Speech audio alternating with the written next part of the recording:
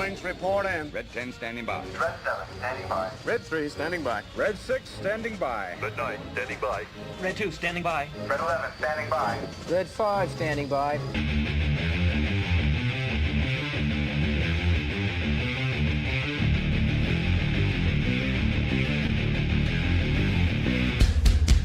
Nice Chief standing by. We are back. Back from vacation. Back from, well, just 10 days if you count them. 10 days of vacation. Oh, boy. Back in Las Vegas, Nevada. You guys ready for the next generation of the Red Pill? Because it's starting to look a lot like Mac and Murphy, Rob Henderson, Mark Manson. Well, Steve Shortwaters gets a pass. Chris Williamson. All these guys who hated the Manosphere. It's all on you, man. I'm passing my crown to you. Here we go. Jeez. And by the way, today's thumbnail brought to you by an actual book. Yeah, you guys wanted the next. And this is the next. You're like, that's the next generation, the Minotaurs. You know what? You have to be the Minotaur. Obviously, I've read Morning Glory Milking Farm, but have you ever read Fertile Hukel's Minotaur Daddy? If you thought Morning Glory Milking Farm was unhinged, then listen, that is... I mean, I get it. It's a lot of hand J's to Minotaurs. Also very adult. We're talking about like 401ks and like how to properly handle excess come down the drain. If you're looking for like severely unhinged Minotaur smut, I suggest The Fertile Hukel's Minotaur Daddy. There's an altar scene in this book that will have your jaw on the floor. Mommy Hukel has to present herself to the herd, and it is graphic. The entire book is graphic. It is the most graphic thing I've ever read in my entire life. So if you're looking for a graphic Minotaur book, then you read that one, and then you come back to me and you tell me what you think. Yep. Okay, everybody run out there and get it. You know how? You know where you can get it? You can get it from Goodreads. Oh, no. I actually looked it up. That experience, you don't really want to go back. My experience is there's a charge that's bigger than the actual size of the physical cock. So when you are penetrated by a cock like that, it's so big that it feels like your whole being gets penetrated. Like that there's this... If you can imagine the physical cock and then this energetic cock that's way bigger that then enters. And so that you get a feeling of fullness that goes beyond the physical. Yes. And that's addictive. Once you have that experience, you don't really want to go back because no matter the physical size of the cock, I've had plenty of different sizes and even some very big ones, I felt nothing because there was none of the energetics in the experience.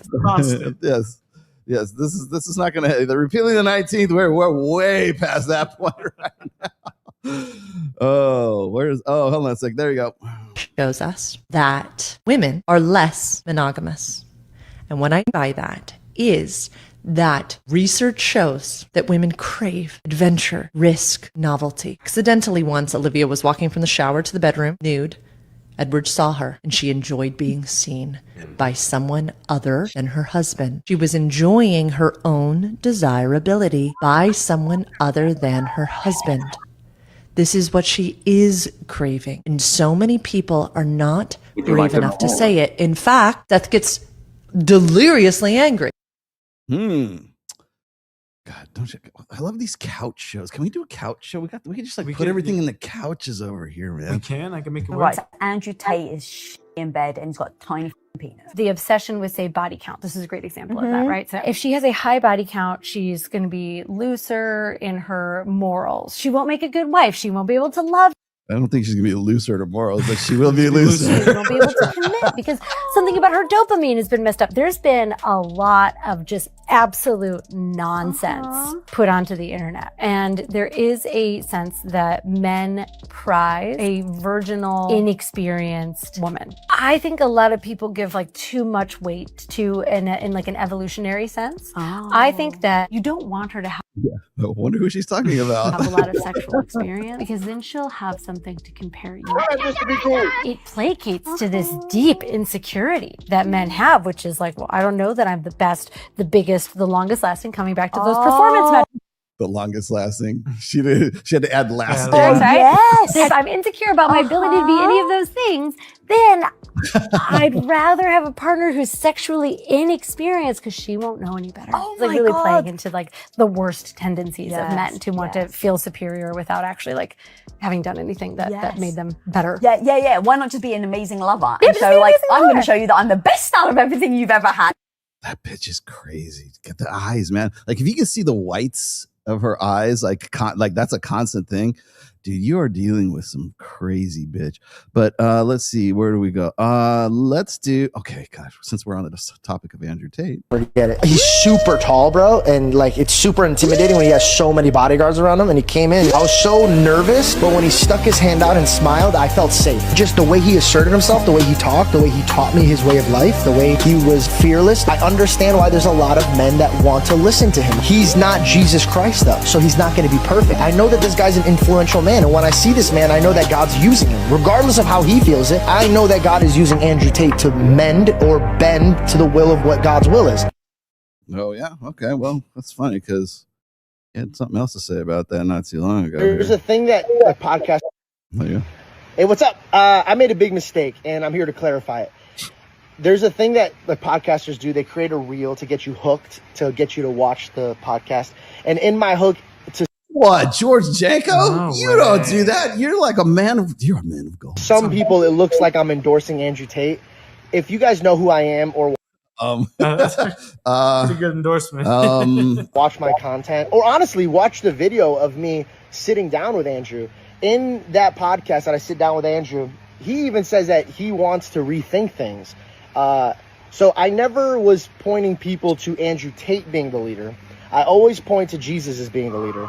But I made a mistake, and I went too hard on the clickbaiting. And now people are upset. They're thinking I'm endorsing him. I'm not endorsing him. I'm endorsing Jesus. So if you guys want a real leader, go to Jesus. And to anybody who's frustrated at me for making those videos, dude, I'm sorry, man. And I'm honestly getting used to getting on the camera and apologizing, but I just want to say I'm so sorry. And no, I do not endorse his behavior. I never have. Never have. Guilty, guilty, guilty, guilty. Ever talks about is sex. When was the last time you guys had it? I don't know, like 3 or 4 weeks ago maybe. So is it really fair to say that that's all he talks about, or is he just expressing his need? It's just sex, it's not like it's a need. Okay. So how does it affect him when it's been a while? He says he feels rejected and unloved and more stressed because I guess that connection with me like gives him a lot of peace. So I guess it really depends on how you're defining need, because no, actually, he needs to get off, right? I mean, like, God, I get that this is supposed to be funny and supposed to be sort of point counterpoint kind of stuff, but it's like, I don't know if people are noticing this like the way I do. Maybe I'm just hypersensitive to it because I've been doing this for too fucking long. But the thing is, this is like whenever I see these, everything is like men's like sexuality and sexual experience is filtered through what women think it ought to be. And this is like a prime example. As you know, this is attempting to be funny, but it's like, just look at this as if they're trying to speak for the guy. it sounds like when it's not happening, it is affecting him and causing him a lot of pain. Let me ask you, how do you think That pain is called blue balls. it would affect you if he started saying no to something a bunch that was important to you, maybe like date nights or emotional processing after a long day, and he kept saying, no, that's not a need? Or maybe like buying purses and clothes and makeup and shit like that. And this, get up to the cash register, you go, you know what, I'm not feeling it anymore. I guess I'd feel like I'm not important to him, like he doesn't even care about my needs. Remember, we all feel loved in different ways. Sex might not be super high on your priority list for feeling love, but for him, it changes his world. You ever notice like we always talk about like her needs, his needs, but yet we have, if you ask women who are like, before they even get with a guy, they're like, we don't need men. Like, well, then why are we even fucking discussing it? We know that it's good for the relationship because we see the effects of closeness when it's happening versus the disconnect when it's not. Yeah. Wow. I never really thought about it like that. Thank you. This was helpful. Or it could be that you're just a frigid bitch, or he's too fat, or you're too fat. Like, can we go with the holistic approach before we go for this? Like we're like fucking doing calculus again. And again, it's like this, oh, let me tell you what guys really think. They have this sort of psychological, emotional, spiritual, cosmic, magic juju that sends out into the fucking universe. I was like, no, they need to fucking get off. Can we just fucking can we just go with the physical side of things here? Because that's probably where it goes.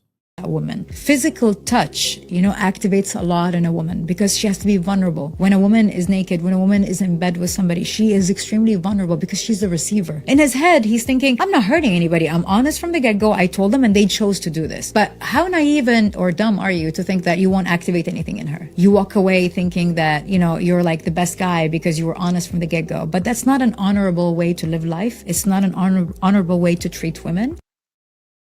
What would be? What would you like? You want me to lie to you? Okay, I'll just fucking lie to you. How's about that? Clearly, that's what you want. Let me see. Gorgeous. Martha. All right, show us. Hey, there you go. Wedding picture. Oh, there's your wife. There's spicy girl. Oh yeah, a little Latina. Oh, look, all of his lock screens are his chick. What's hers? The motivational quote. Melissa.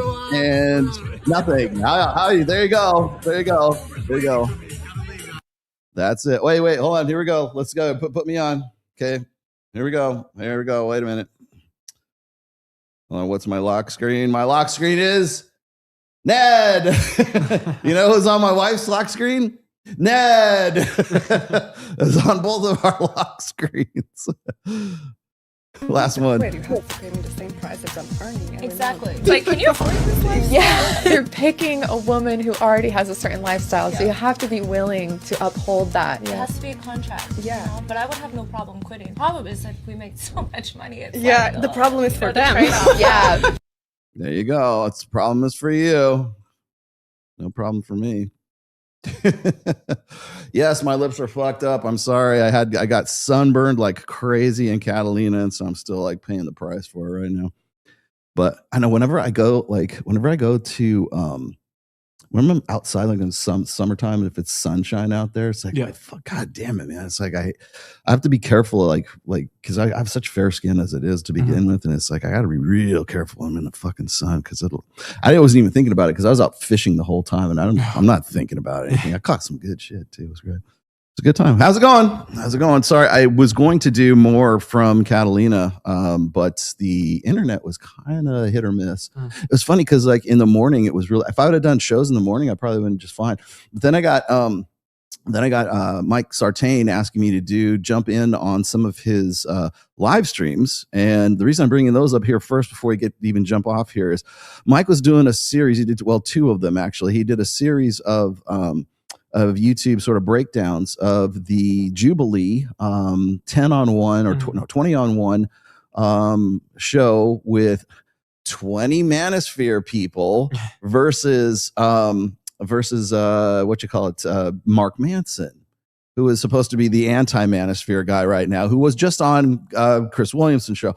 And what's funny to me is the reason why I kind of wanted to do today's show, like today's theme is like, sort of the next generation of the red pill right now, is because I keep seeing a lot of these guys who are supposed to be anti-Manosphere guys, basically are Manosphere guys. They're just essentially making the case that we've been making for the last, quarter century, like for the last 25 fucking years. So, looking at this and I'm watching this show and Mike's breaking this thing down. Mike's about 2 hours in and they killed the fucking stream. They killed the stream. And I was like, and that's like, I have had I've been podcasting since 2017.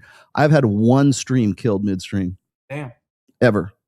And I think I might have mentioned like Andrew Tate once or twice. And that was back in like 2021 or 2022 when they really didn't like, if you had any Like people asked me this one time, they go, Rollo, how come you took down all of those Andrew Tate things? Do you hate Andrew Tate? No, I didn't want my fucking channel getting deleted.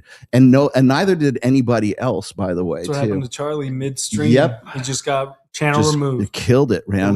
Midstream. Yep. And all it takes is, so how did this happen? Well, he got reported, and I don't even know what for, but he got reported by a user by the name of LDS, capital LDS, affiliate US, which, by the way, is a proxy account for Jubilee Media. Wow. Yeah, they've done this before. Yeah. They were reported as being sort of like a terms of service or something like that, or a copyright infringement stuff. Mike did not. In any scene, in any, like when he was doing the layouts and stuff like that, he was always present. He knows if he's going to do that, because the minute he lets it go solo, then they can have that, at least that one part cut out, right? Yeah. Do that enough times, and then they can kill it midstream, right? So, anyways, so Mike got killed midstream. He was fortunately running on Rumble and tried to finish off there, but usually, like you can like appeal it and then get it, get put back, reinstated and stuff. Yeah. He did the next day after they found out that it was the LDS. And are they associated with the Mormons? Jubilee Media? Sure. I'm wondering, because I'm like, why would it be LDS Affiliates US is what it was. And I thought, I don't know if Jubilee is actually owned by the Mormon Church or something like that. I don't know why it would be LDS. Maybe it's just an acronym for something else that happens to be LDS. I don't know. But what is Jubilee the guy? Media is owned by Jason Wiley. Private for digital headquarters in California. Huh. I wonder if he kind of looks. I mean, I guess he's like he's Asian, definitely, but I don't know. I don't know. Somebody's gonna have little dick syndrome. Thank you, LDS. Yeah, exactly. All right, yes, okay, bravo. You get a prize. You get a prize for that one. There you go. That was pretty good. Yeah, they are an industry plant, and I tried to make that pretty evident when I was doing my own breakdown, because before I left to go to Catalina, I just briefly towards the end of that show covered the Jubilee, some of the Jubilee stuff. Now, the point I was going to make, I was going to go and Mike had to actually do another stream the next day, because Mike was on a tear, man. He was cooking, and he was like, you think I can go a long time? He can go like 8 hours, hours straight, and the reason why he can is because I've never known anybody. Well, I mean, I have maybe one other person I've known who has the same level of like bordering on OC, like obsessive compulsive disorder. But Mike, ever since he's been working with AI, when like ChatGPT, Hermes, Claude, I'm trying to think what else he uses. Perplexity. He uses like just this battery of LLMs, right, to do research and stuff. And then he has Hermes like sum things up for him.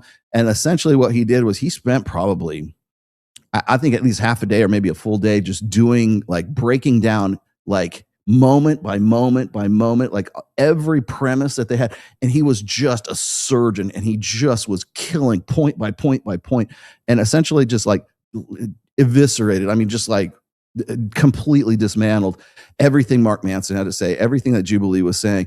And then, so he does a two-part thing. And then a couple days later, he actually reached out to two of the guys that were on the show, got them to come on via StreamYard, and did an interview with them. And I think Tristan was on it too. And essentially they're reading from a script. Like Jubilee is just basically saying, say these things. Wow. And if you don't say those things, like everyone has to have a certain time to go up and deliver their thing. So when like Glenn Lawrence goes up there, there's a certain time and a certain thing he's supposed to say when he goes up there. And these other guys were doing the same thing. Now, they don't necessarily have like a script to read, but they're supposed to say certain things, so he'll respond to them in a certain way. Yeah. Very stage managed. None of these motherfuckers would ever do a live stream. ever do a live stream. I was pointing this out in an essay that I wrote for Substack. This actually, it was a free one. It's a freebie, so you can get it for free. It's on Substack. It's also an article on my Twitter. But essentially, it was kind of in response to this next generation, this new generation of guys or whoever who just simply don't want to have that conversation. They say they want to have a fucking conversation. They say they want to, they know they have some sort of authoritative credentials about the manosphere, about masculinity, about here's what these guys are saying, right? And it's like, okay, fine. You think that's what we're saying? Have a fucking conversation with us. Have a conversation with me. Have a conversation with Mike. You don't like me? Okay, have a conversation with Mike. You don't like me? You don't like Mike? Have a conversation with Ryan Stone or Nuclear Cladillo or anybody who has I don't care. Rich Cooper. Go have a fucking conversation with guys who have been in this space for a quarter century, or up to a quarter century, right? Talk to those guys. Hell, even Myron Gaines. I don't care. Talk to those guys. No, they don't want to have the conversation. So when you look at something like what Louis Theroux's, Inside the Manosphere, that's not a conversation. That's their staged image. That's what they want you to see. Same thing with Jubilee Media. Fuck you, Jubilee Media. You will not have that conversation. So don't come out and say, oh, these guys are just sitting in their own echo chamber and they just want you to buy books and they just want you to buy a program and everything else. You know what? Fuck you. Come on this show and debate me and Mike. And you know why you won't do that? Because Mike is a surgeon. Because Mike is the guy with the OCD to go and he will tear you apart bit by bit by bit by bit by bit, and you will be left with fucking nothing because you are nothing in the first place. And this is my monologue for the beginning of the show. You are nothing. You won't have a conversation. And the reason why this goes up my ass is because when I was on the SoSwap forums back in the day, in the early 2000s, like from 2002, 2001, all the way up until I started the blog, right, which was 2011. Okay. A lot of this, well, actually say 90%, 98% of the stuff that I ended up putting out as essays on the Rational Mail from 2011 till about 2013, when the first book came out, were all generated from what? Conversations that we had on the forum. It was back and forth. This guy saying, no, I disagree with this. Yes, I think you're right. Well, whatever. Have you thought of this? Yes. Well, I didn't think about that. And so we're coming up with this stuff. So when you read my work, when you read Rich Cooper's work, when you read Ryan Stone's work, when you read anybody, hell, even Jack Napier's got a book out, right? Anything, Aaron Clary, anything you read from these guys who are actual authors, not fucking copywriters, not guys who have ghostwriters, put their AI fucking books out there with some, royalty-free cover on the front of it. No, not pamphlet writers, authors who have more than one, who have up to 6 books. I don't have, like Aaron Clary, God, what's he got now? Like 18 books. Real live authors who have a dedication and have been in the space for that long. You won't have a conversation with them because everything that we say that you're now agreeing with, kind of like on the sly, we've already been talking about that for almost 25 fucking years now. So if you are genuine, if this is something you're really about, this is how you can tell if these guys are really about it or they're just grifting. Jubilee Media is just fucking grifting. That's what I wanted to go on and talk to Mike about this. And I'm like, Mike, I love you. I love you as a brother. Okay. And I get the OCD because I get it too when it comes to certain things, right? But it's kind of like, what's the fucking point? The point is, of course, educating and raising awareness and letting people know, okay, here's the response to this. There has to be, like when they have like the State of the Union address, and then the Democrats got to go, well, President Trump, he was right about this, but he's very wrong about that, like that kind of stuff. I understand the importance of that, like that rebuttal kind of thing. But what would be better is if they had like a live chat or live in real time. Can we, and I'm not even going to call it a debate. I'm just going to call it a conversation. So when people say, oh, you guys have an echo chamber. No, we fucking don't. You do. because I have a live stream. I'm looking at the live stream chat right now. That is not an echo chamber. You guys can tell me to fuck on. You probably will. Put a one in the chat if you think I should fuck off, right? You guys can be a part of that conversation. Same thing when we were doing whenever I was, even when I did blog posts. I can make polls here now too. We can do we can do polls, right? And you don't have to pay a fucking dime. Although, please give me some more, more super chats. No, I mean, you could still be a part of the conversation. I mentioned this when I did the Dr. Phil show because one of the thanks, Rolo, go fuckers. When I did the Dr. Phil show, the one thing that I came home with was the level of control that was on that show. And there has to be. I understand it's commercial TV. Yep. You need an army of producers to make sure that the lighting is right, the sound is right, the people in the audience have their little 3x5 cue card to say what they're supposed to say. Hey, let's get Rolo. Yeah, you'll notice that every one of those questions that was from the audience, it didn't go to anybody else on the panel except for me. That was by design. Anyways, everything's very, very stage managed. It's very, very controlled. And I came back, and what's interesting is the same night or the same day that I came back from doing the Dr. Phil show, I did Dr. Phil show in the morning, went to LAX, jumped on a plane, came back to Los Angeles or to Las Vegas. We did Access Vegas that same day. And I came back and I was like, I was just on the floor because I'm like, my whole mentality when I was on that show was, what is the live chat going to think? I'm like, oh, there is no fucking live chat. The live chat is the 300 people in the studio audience, right? But that was the thing. The number one thing in my head was, okay, there's no live chat, but like when people see this, you know it's going to go on YouTube, and people are going to go, oh, Rolo really got him there, or you whatever. I knew that there was going to be this back and forth, and that's like foremost in my brain because that's what I come from. I've always done live. I've always done interactive, what I call engagement media, right? Like right now we're doing engagement media. Instant responses. As soon as I get to the super chats, we're definitely going to, hell, you don't even have to super chat. Sometimes I'll see something funny and I'll just put it up, right? Can't do that on Dr. Phil. Can't do that on Jubilee Media. Can't do that on Chris Williamson's show. Can't do that on Steve Bartlett's Diary of a CEO. Certainly can't do that on Lisa Ballou's show. Wait, hold on. Somebody sent me this. It was pretty good. Dude, when your wife looks like this,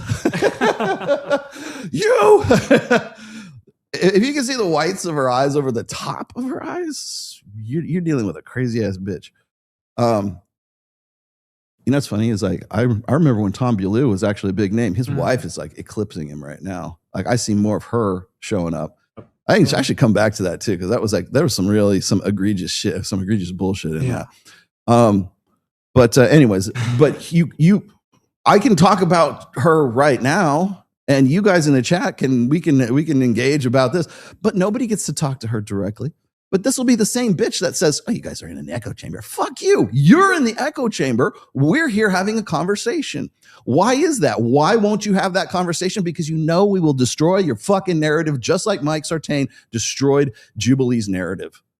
I don't know if I guess they must not have signed NDAs because those kids that came on afterwards, they seem like they were okay. But well, wait a minute. Hold on a sec. Am I bald? I'm not bald. Would you like me to do it without should we do the show without the beanie today? I'll do the show without the beanie. We'll do it in the second hour. We'll do it later on. I challenge accepted, sir. It's going to cost you a lot more than $2 to get my fucking beanie. I'm not that cheap a date. Yes. So exactly. But okay, just skip to the part where you tell us it's the Jews. Really? Hold on. There you go. Can we skip to this part right here?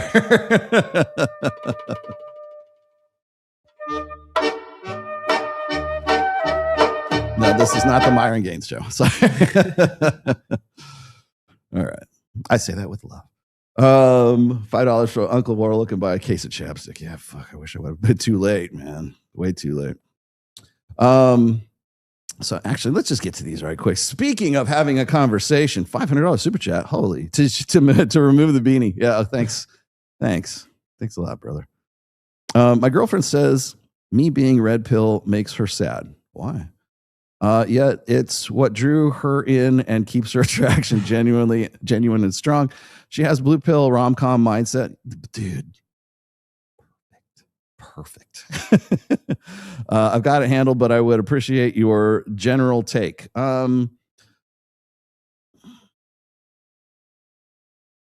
Beta bait, don't take it. That'll be my first thing is the number one thing I would tell guys that like, I mean, from this respect, never tell women about the red pill. Never tell women that, hey, I'm red pill. Or don't leave my book hanging around on your coffee table and if you got a new date that comes over, because I will guarantee you that for the most part, that would probably kill a conversation dead, unless she's a fan of Access Vegas or something like that. I'm of the opinion that for the better part, most guys should not say anything about the red pill, especially if it's a chick that you want to get in her pants, right? If you want to get laid, if you want to have some sort of relationship, I don't care. You can have the most noble intent. I'm dating with intent. Okay, if you're dating with intent, your intent is to fuck this girl or to have a relationship with this girl. Don't bring up the red pill. God forbid you bring up the name Andrew Tate. Okay. And the thing that gets me is like, I know a lot of guys are going to go, well, Rollo thinks you should keep it all quiet. Yeah, I actually do. I think you should. First of all, there's no need to. And the second of all, it's giving away the game. There's it was the Iron Rule of Tomasi #1, right? Which is frame. Always hold frame. Always be in control of the frame. But then there's a second part to that everybody kind of just blows by. Hey, Roll said to keep control of the frame. I believe that's true, right? Yeah, but then I also add to this, but never give the impression that you're controlling the frame. Why do I say that? Well, for the same reason that I was telling you guys a couple weeks ago, that when you see a guy who is like, remember we were looking at the pictures of, I don't have it up. Remember we were looking at the pictures of the guy with the dad bod and then the yoked guy, right? And it's the same dude. It's just the before and the after pictures. And all the women say, oh, I liked him better when he was a dad bod. He was pudgy and he was cute and everything. And which I have a whole essay coming up about that. But that the reason why they don't like the guy, doing one of these is because he's trying. He's giving up the game. He's trying to attract women. He's trying to say, check out these guns, baby. Mm-hmm. You got your tickets yet? To the gun show. I got the pythons right here. Kyle almost got arrested yesterday. You know what for? What? Walking around with these guns. I'm trying, right? You didn't have it concealed and carry. Yeah. If they're under 18, it's open carry. But anyways, but you're trying, right? And that's fundamental to frame, really. It's one thing that if you go and you say, if you're acting it, you believe it, you're behaving a certain way, it becomes part of your personality, as opposed to, well, Rollo Tomasi said I should control the frame, so bitch, go make me a sandwich. Like that's trying. That's women don't want to be told that they're playing a game. They want you to be a good player of that game. Well, I don't want to play games. This sounds manipulative. Welcome to the fucking world, man. When you go on a used or new car lot, guess what? You're playing a game at that point. I love it when these guys try to make these comparisons to body count to used cars and stuff like that. That's okay. But if I go in and I say, well, you're playing a game even when you go and buy onto a used car lot, then you have a problem with that. Now the thing is that they don't want you to break character. They want you to be that, but they want you to legitimately be that person, right? That's why you don't go and say, well, all this great. It's like you finally got the girl and you're all just sweaty and everything. You just, you're done. You have the afterglow, after sex afterglow. And you're just sitting there and you go, well, honey, I know you think I'm alpha and everything, but really, I'm just I'm just a teddy bear. I learned all this great stuff. The reason you fucked me is because I learned all this great stuff in this book. It's called The Rational Male. And the jig is up, right? I mean, but you basically you're basically saying that you needed some sort of, you're not actually that person. Everything that led up to this great sex that you just had was, it's all a ruse. It's all, you're a sucker. You are my mark, right? Don't do that. That's number one. The other thing is need to. Just be the Minotaur. be the dude. Like, that's the number one thing. If you read my book, my latest book, Reignite, I go into frame in great detail in that book. And I'm not going to use bird hands anymore. You know what I'm going to do? You know what I'm going to do? I'm going to start using this gesture now. But in that book, I cover frame in great detail, and that's a significant part of it, is that your frame has to be legitimately about you. It has to be you. You are your frame. Frame is your burden of performance. Frame is your mindset. Frame is mental point of origin. Frame is like I know that a lot of people want to separate frame as a separate concept. I know MLD has done this before, and again, I'm not shitting on MLD, but like it's like frame, or it's like game, money, muscles, game, and frame. Like those are 4 separate entities. I'm like, no, frame is the sum of those 3 things: money, muscles, and game. Also, how do you maximize those? Well, through mindset, through mental point of origin, through your burden of performance, through enlightened self-interest. Getting down to the inception point, all that stuff. I cover that in the 6th book, The Rational Male Reignite. Why do I do that there? Because primarily that book is to help you rebuild your life, is to come from if you've been zeroed out, that's really the book for you. It's to help you sort of build yourself back up. And so I'm teaching like core principles, but I'm also like connecting things that are concepts that I think for the longest time we've thought of as being sort of separate from one another, when in fact they're all just, one feeds into the other, one depends on the other. And so there's synergies, obviously, but they're also they're part, or they're the sum of other parts. And so that's why I try to get into with that. But that's my very long-winded way of saying, don't give up the game, just be a better player of the game. And again, don't let it phase you. So she's very blue pill, blah, blah. Okay, well, she's very blue pill, but guess what? She's going to start understanding what you're about. As long as you don't give up the game, as long as you don't like say, here, I'm going to explain to you why see, that's chick crack. And so the reason why I, started getting into the tarot cards that you love so much, or astrology, or like, I don't really believe that bullshit. But here's the thing is, I'll say I believe it because it means that you'll like me that much more, and then maybe you'll fuck me. You can do that, but you're not going to get it. Might feel good to do that too, because a lot of guys think that, well, I'm just going to tell this bitch how it is because I'm that way. I'm a no nonsense guy. I say what I mean and I mean what I say. Well, guess what? You're getting no pussy because you're basically a gamma. You're a list maker. Here's why you did this. Oh, was that a shit test? I can respond with choice A, B, C, or D. I'm going to go with C this time.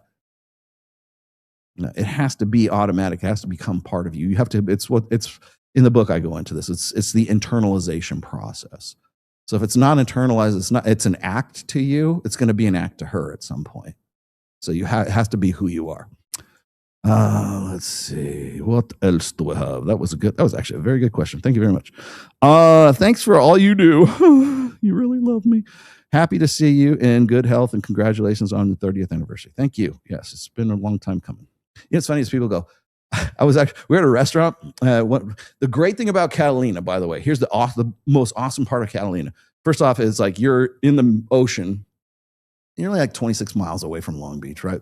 But you wake up in the morning and you can't see shit, right? I mean, you can see the marine layer and it looks like you're in the middle of nowhere. But because you kind of are. And the best thing about Catalina is you will not find a Taco Bell.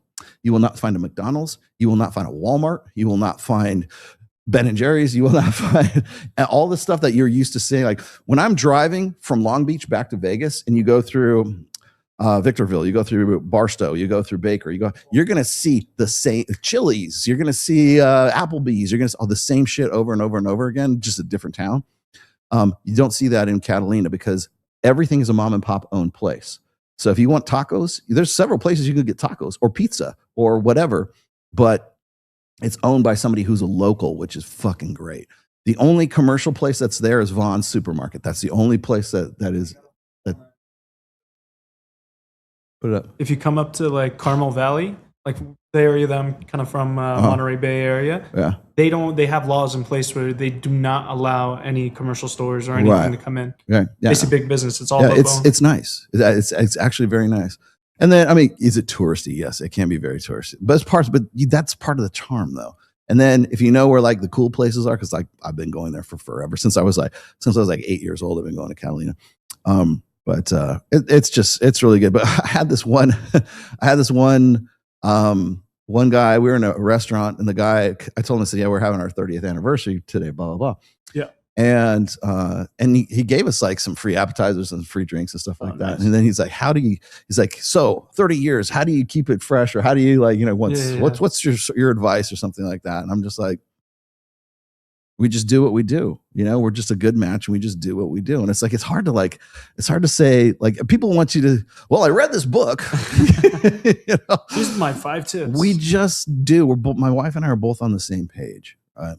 And we always have been. I have likened, like, I can tell you how I did it.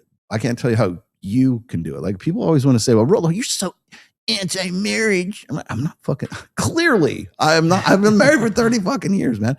I'm not anti-marriage, right? I think marriage is great. I just don't like the way we do it now. I think it's probably one of the worst, most downside risks a man can possibly take. And you know what? I'm not alone in that thinking, because the marriage rate right now is 5.8% per 5.8 per 1,000.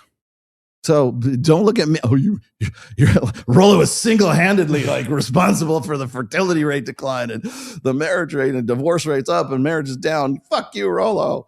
That's not me. It's you guys. It's Nikki Glazer. It's Call Her Daddy, man. Don't look at me. Look at that bitch over there. I'm not the one that's talking about it. I don't think I've heard anybody more anti-marriage than the chicks what's her face? Oh, Alex Cooper. Alex Cooper brings on that show. You want an indictment of marriage? Just go whoever the next chick is that's on there, man. Charlize Theron, whoever the fuck it is. There's your answer right there. Don't look at Rollo. Look at this. Look at her. No, but everybody wants this. Everybody wants this. What's the secret, Rollo? It's just fucking doing it, right? It's like anything else. It's like when people go like, well, Rollo, what's your stack? What books do you read? What breakfast cereal do you have in the morning? like that's going to make you're going to be this raging success if you eat Wheaties. No, it's because people always want some sort of like easy, thing. I don't know. Maybe they just want some little tidbit of, read the tea leaves kind of thing. But there's no quick and easy answer. I mean, I can tell you, like I said, I tell you about mine. Like me and my wife, we play on the same team, right? Like if you play tennis and you play like mixed doubles, you can't fucking win the game if you're hitting the ball at each other. Mm-hmm. You have to hit the ball across the net. And so if it comes to me, I hit it across the net. If it comes to my wife, she hits it across the net, right? It's usually me hitting across the net most of the time, but occasionally, yeah. I would say that there has to be some sort of some mutual understanding of your roles. I think a lot of times that's the one thing that kills a marriage is like women don't understand what their role is, what they should be, what their role should be, and men don't understand what their role should be. I think you want to know what real. This is me talking. I'm spitballing here. This is my opinion. I think the one thing that leads to marital dissatisfaction or divorce is this stupid fucking expectation of egalitarianism. That's number one, because from that stems all of these other things, right? Well, I have a sexless marriage. Yeah, because you think there should be some. When I've said this 100 times, like when I talk about like how they're like when Tristan Tate was talking about how simping is an unequal exchange of value. I mean, inherently, marriage is an unequal exchange of value. Inherently. In fact, it's like formalized unequal exchange of value. You're going to have to deal with that. But the thing is like, don't marry a woman who doesn't know what her role is from within that framework, right? And most women don't know what that is. They've never been taught that way. They've never had it positively modeled for them.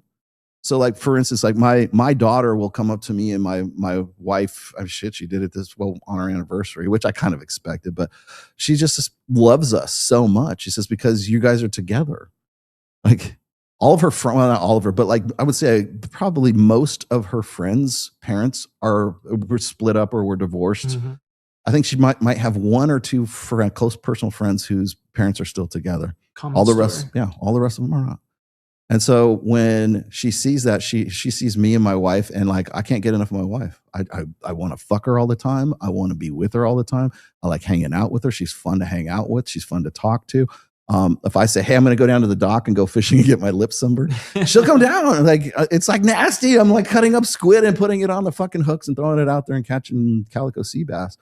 She loves it. She's just like, oh, this is fucking fun. I just like watching you do this shit because I'm not touching that nasty shit. I will watch you do it. But it's just cool shit to do. It's just fun. And we genuinely enjoy each other's company, but we also have a passion for each other that's lasted for 30 years. So what's your secret? Just keep doing it. That's basically my secret. 6 Jewels chili? The fuck is 6 Jewels chili? Look that up. We got to look it up. On it. Okay, what's 6 Jewels chili? God, please tell me it's not like some nasty like Urban Dictionary reference. New Spider-Man movie is blue pill as hell. Really? Peter still stalks his ex's social media account for years. The Spider-Woman in his apartment has a romantic interest in him, and the villain is sad, so she's able to commit crimes. Is sad. Oh, so you mean she's giving it away? Is that like a thing? 6 guns, chili? It's kind of like a online slot machine. Unless it's talking about. I have no idea what this dude's talking about. Maybe it's a online gambling thing. I don't know. People have asked me if I was going to like partner with, like, because I know Fresh and like Gary, for Gary the Numbers Guy, and then they have like affiliate stuff with like online casinos and stuff. You'll see that logo is on there all the time. Yeah. You realize I live in Vegas, right?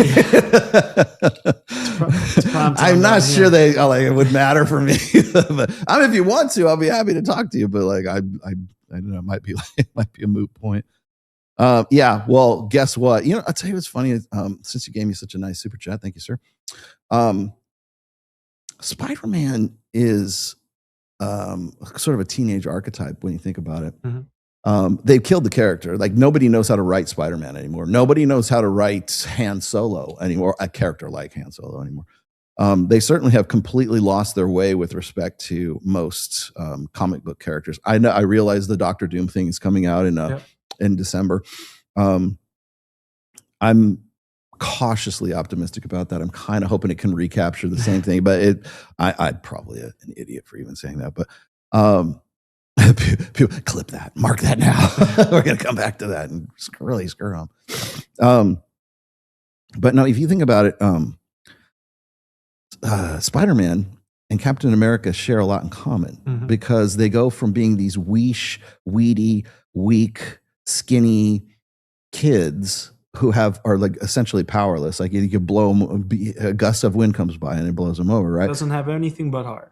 Yeah. So but they have this, well, boy, if I was ever that strong, I would use my powers for good. And then what happens? Then Peter Parker gets bit by everything was radioactive back then. Right? Like the X-Men are children of the atom, right? Yep. They're supposed to they just did not understand radiation back then. And it's like, yeah, you could turn invisible. Just whip out the old movie Toxic Avenger. It's like, come on. I know.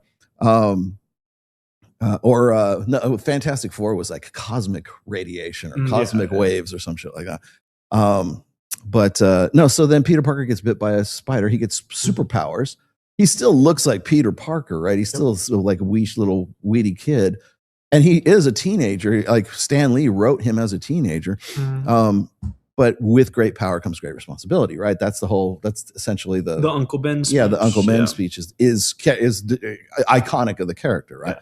Yeah. But they've completely lost. It's completely lost on. Same thing with Captain America. Captain America with Steve Rogers before he jumped in and got the super suit or super serum and put him in the super chamber or whatever. And he comes out, and he's Captain America, and suddenly but Agent Carter's like trying to play with his nipples and shit when he comes out. But it's the same thing. He goes from being this skinny, weak kid to Zero to having hero, right? zero to hero. But inside the head, he's still Peter Parker. He's still Steve Rogers, right? He's not Thor. Thor's a god, right? Yeah, he's not the Hulk, right? The Hulk is not Hulk is smart. He's Dr. Bruce Banner, right? But then he turns into the Beast, right? But those characters are very. And by the way, that's not just those characters. There's a lot of other ones that are the same. But what it is it's this teenage boy fantasy of, boy, if I was as strong as those jocks, I wouldn't be a dick and like give nuclear wedgies and put these guys back in the fucking, slam them in their lockers or whatever, that kind of stuff. I would use my power. Better. I would defeat evil. No, you wouldn't. That's why I like what's his name? Spider-Man doesn't kill. Doesn't kill. Yeah, same thing. But no, it's an interesting because it is a young teenage male fantasy is what it is. But now we have to because Spider-Man is so iconic, it's Americana right now. It's because we have done Spider-Man so many times from like the cartoons in the fucking 70s all the way up to 90s, Tobey Maguire and all the rest of the shit. Yeah, Tom Holland. But now we don't even know who the character is because there's no writer that's allowed to write in Hollywood that can write that character anymore because they don't understand. Well, maybe they do, but it would never occur to them to write it the way that Stan Lee wrote it back in the 50s or when, early 60s, 50s. Or like, then there's the masculine archetypes between like, say, Batman and Superman, right? Or Captain America and Tony Stark, right? Those are both alpha characters. They're just, one's a scoundrel, but he's still alpha. Yeah. And then there's the good guy. There's the guy who goes to church every day and Steve Rogers, right? He's truth, justice, and the American way. Right? He's the good guy. Right? Both alpha characters are just different contexts for either one of those. No one will write those characters anymore. They can't write either. They can't write either one of those characters because they're positively masculine.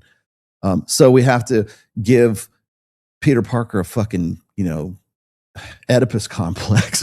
or the villains have to be in therapy, right? Yeah. They have to, my mom fucked me up when I was a kid, and I remember personal story. Here's a roll of story time. As you know, I'm a pretty big comic book guy, or used to be anyways. Not so much anymore. Invincible is my new thing. That's my new groove. Okay. I've pushed everything over to Invincible. One of my favorite, I got several, but like I think my very favorite comic book artist is Michael Golden. Michael Golden he's done a lot of different books. He wrote The Micronauts, which was actually my favorite from the 70s, but he just had done other things. He used to do The Nam, which was a Vietnam one that was a comic book for a while. He's done everything from Moon Knight to he's done Spider-Man. He's done like Doctor Strange. Most of his best work was done when he was in his 20s in like the mid to late 70s, right? And still active today, still does stuff. I have signed works from him. I've met him on 3 different occasions. I actually took him to sushi one time. He's a good dude, right? But he's interesting because one time I think I probably shouldn't have done this because it sounded like I was interviewing him, but I'm like, what do you think about the comic book industry today? What would you change? He goes, I would go back to doing comic books the way that we used to do them back in I guess the silver era, because that would have been his era, not the golden. But he says, I would want to go back to a time where a bad guy was just a fucking bad guy, and a good guy was a good guy. He was easy to understand, right? The Fantastic Four go and beat the shit out of Dr. Doom. He's the bad guy. Mm-hmm. He doesn't have to have a complex. He doesn't have to have some sort of like deep, rooted psychological differences that you're going to feel some way sorry for him. He's the bad guy. Fucking kill him. Like kick his ass, right? That's what comic books were based on. That's why they were so fun. That's why they are what they are. Right? I'm not saying that there's not room for better plots and deeper characters development, but like at the core of it, I think one of the reasons why everybody liked The Dark Knight Returns with Heath Ledger as the Joker, who to this day still does the best Joker, right? Even dead, he's better than Leto. He's better than any of these guys, right? Because the character was Heath was the fucking Joker. He was the hero of the like. You were more interested. Like if you go and you look for clips from that thing, you will find more Joker clips memorable ones for sure. You will find more memorable Joker clips than you will find of Batman. And why? Because we don't know how to write that character anymore. We don't know how to, and here's why. The tragic part of it is because if you write it one way, it's toxically masculine. And if you write it the other way, it's still toxically masculine, right? It's making him look too good or too bad. Either way. Let's see. Okay, here we go. Thank you very much. There. All hail the God Emperor Rolo. How are you doing? Well, other than my fucked up lips, just great, man. Thank you. The Hulk theory. Male feminists believe that only women can calm them down and control them like the Hulk movie. A lot of MMA guys are blue pill. I had a lot of people asking me about military guys too. Like I had to just recently had a guy hit me up in my emails asking me why a lot of the guys that he was serving with or he was in the military with were very, very blue pill. And these are the guys that would be the first guys to get rolled when they would go out on deployment. They'd be with some chick. The chick wants to marry him before they go. And then they get all of the military benefits. And then they end up divorcing him or fucking some other guy while they're away. Right. And why do they keep doing it? Like it's a cliche right now. It happens so many times that's just what people are expecting right now. And I'm like, well, I mean, it's first of all, they're young, right? They just simply don't know any better. Doesn't know. But you're looking at a generation. Well, actually, looking at two generations of boys, young men raised by blue pill guys, raised by blue pill fathers, right? Raised by probably blue pill grandfathers, right? So yeah, I mean, so are a lot of MMA guys blue pill? That's one of the most annoying things is like, you guys have heard me talk about this before. Mike Rashid, who I have nothing but respect for. I think the guy's great, but like I at one point I said, this guy is a blue pill alpha, and he still is kind of a blue pill alpha. And I say that with the highest degree of respect for the dude. But the thing is like when you get to that level of success and you're still blue pill, you're going to think that blue pill belief set is part of that success until you have a baby mama or three, until you become a mark. And then what happens is you turn that negative situation into a positive situation because it's like, well, she was just a bad person. You'll find some way to cope or some way to like to justify it, to write it off. That's why I keep saying like guys who are like blue pill alphas, which I guess you could probably say MMA guys are too, right? They become some of the worst white knights you'll ever meet, right? Because I can kick ass. I can kill you with my bare hands if I want to, right? I have all this power and this pent up rage, right? And I have this money, I have this car, I have all of this, all of this success and everything else. Great, awesome. How did you do it, right? I'm happy to listen to you talk about it, but the thing is like, you don't understand. Like when I was working in wine and spirits, I was working with guys who were wealthy.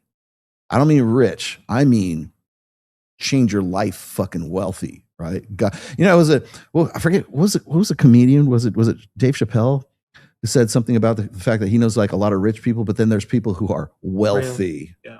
Like, what was it? Like he was talking about, was it LeBron? No, it was Michael Jordan, how much money he makes per minute or something like that. He goes, that doesn't even come close to Bill Gates. Bill Gates is wealthy.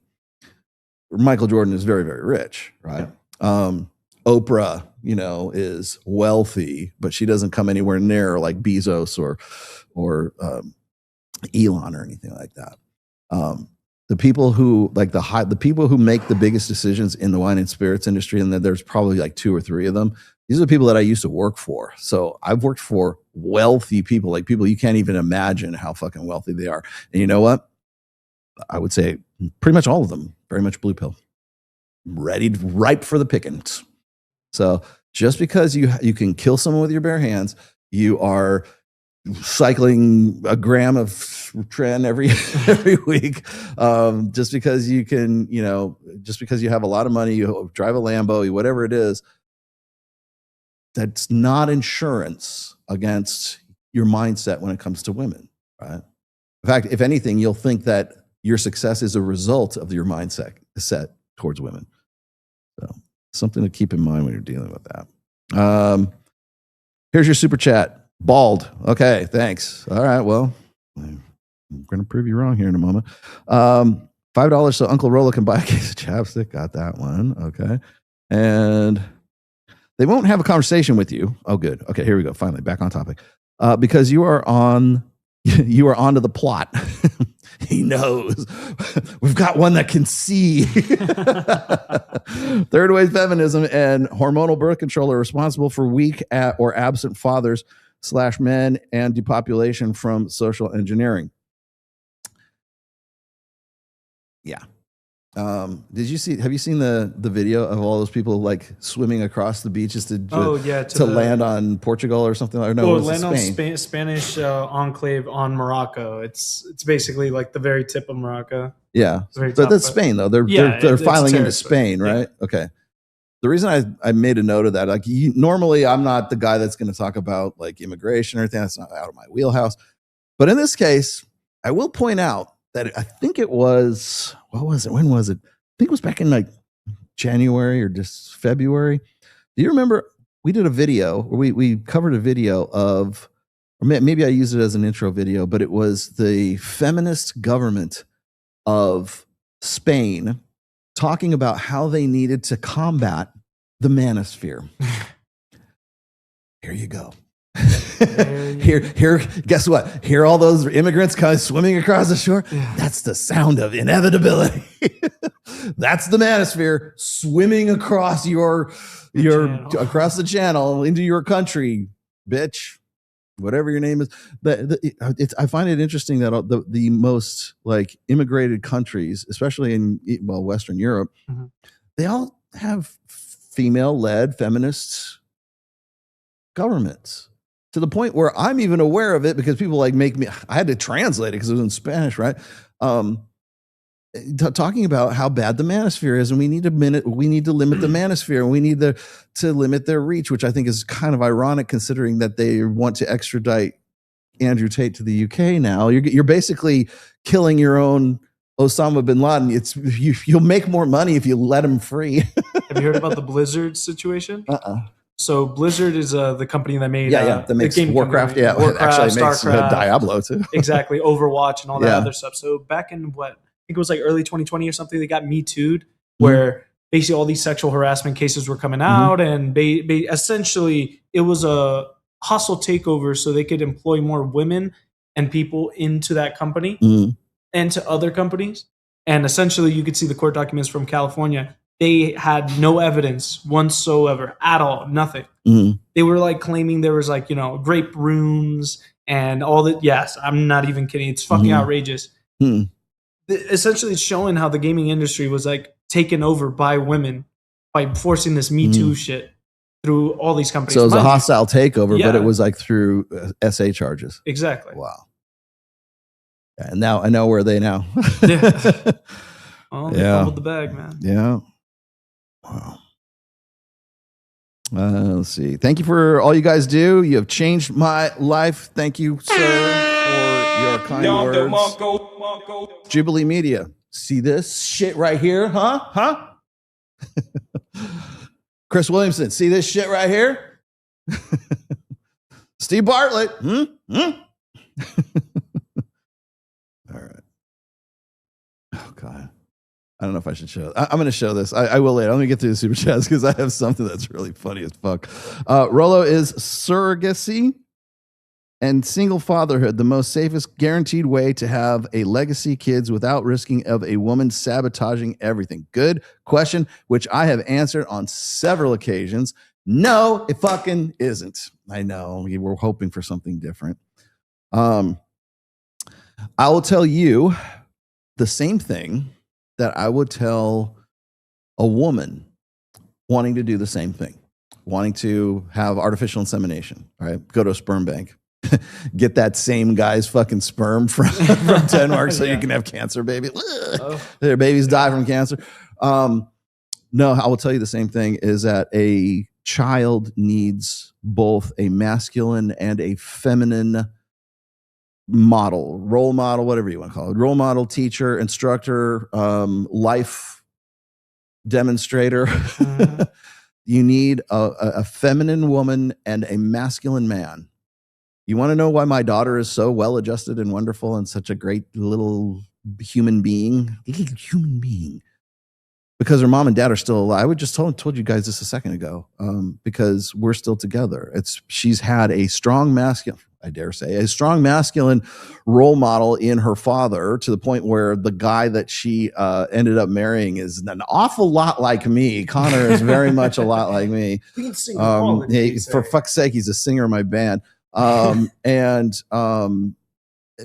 Primarily because she's had a feminine, girly girl, loving, wonderful, strong, opinionated sometimes, mother as well. My wife's a redhead. What can I say? I'm a natural redhead.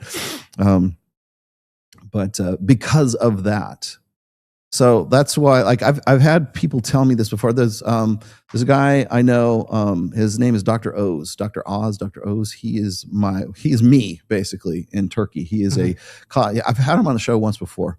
He was also on the show on Fresh and Fit back in 2022 with me and him. And we were talking about, we were talking about Zoom dysmorphia, where like all these people, because he's a cosmetic surgeon. So like mostly women would come to him and say, I don't look like this. I want to look like I look like on my live streams, because they've got like the filters and everything, and it makes their nose smaller and all this other shit. And they want to look, because we would just come out of COVID and everybody was telecommunicating and stuff like that. And so he had this influx, and other cosmetic surgeons were too, had this influx of patients who wanted to look like the way they do on their filtered, Zoom calls and everything. Great dude, but he did pretty much the same thing. He has enough money that he was like, I don't want a wife. I just want to have a kid, and I want to be a father. By choice, he wants to be a single father. Yeah. Now, for women, obviously that's much easier, right? Because there's so many like support programs and networks, and you can get artificial insemination. Hell, you don't even have to go to a clinic. You can go buy it on Facebook, right? For women, it's very easy. For men, I hardly ever get the question, but occasionally I do. Because men want to have that same option, and it's like, unless you have a lot of fucking money, it's never really an option. Now people are gonna before. Well, what about birthing pods, Rolla? Show me one. Can I see proof of concept? Where's the cabbage patch? Show me. We'll have that conversation when enough people are successfully reproducing with a fucking birthing pod. Okay. Until then, relax. But I think that to have a well-rounded human, you need a masculine and a feminine. And so, not to say that it's not a noble goal. I understand. Trust me, I understand the intent. I understand the motivation, why you would want to do that. But I think it's important to have a mother and a father. That's all I'm going to tell you. But I'm not running off the flagpole. I do get it. Trust me. I just think it's a little, I think you need to have that balance between the two. Rollo, do you know you're in Cyberpunk 2077? I am. Fixer named Dino Dinovic. Older ex-rockstar. Excuse me, sir. Best fixer in downtown. Similar personality. Okay. Dino Dinovic. Maybe that's good. You know what? People keep giving me grief. How can we still call himself Rollo Tomasi? Great. You know what? My name is no longer Rollo. It's Dino Dinovic. Dino Dinovic. Damn. Okay, I'll be Dino. All right. I'm seeing pictures of Dino Dinovic right now. Oh, man. See, shit. Now I'm going to have to look this up. He has a bar named Electric Orgasm. There you go. I definitely want to be Dino Dinovic now. Shit, I want to be him for Halloween. Then people won't even know what the fuck I am. Who are you trying to be? Dino Dinovic, obviously. Wow. Okay. I dig. I like what he drives. Looks like he's got a Camaro. Okay, cool. Thank you. Yeah, Dino Dinovic. Duly noted, sir. Welcome back to the party, pal.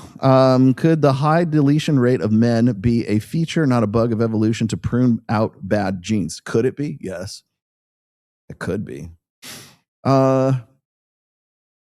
This is an ugly side of Rollo, and this is only because I'm relating an ugly side of evolutionary psychology. I actually made this point on Access Vegas of all shows.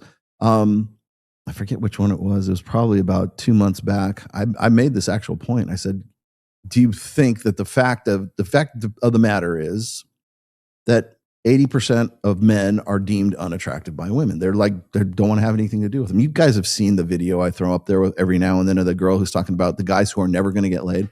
The dudes who will never get laid, no matter what, don't want to have anything to do with them. They're invisible. They're as Homath would say, they're not people. And then there's the 20% who are just meh. Maybe if they have money, if they have some sort of value added, and then there's the guys that are going to get laid in spite of themselves, and those are the Justin Wallers and the 4.5%ers.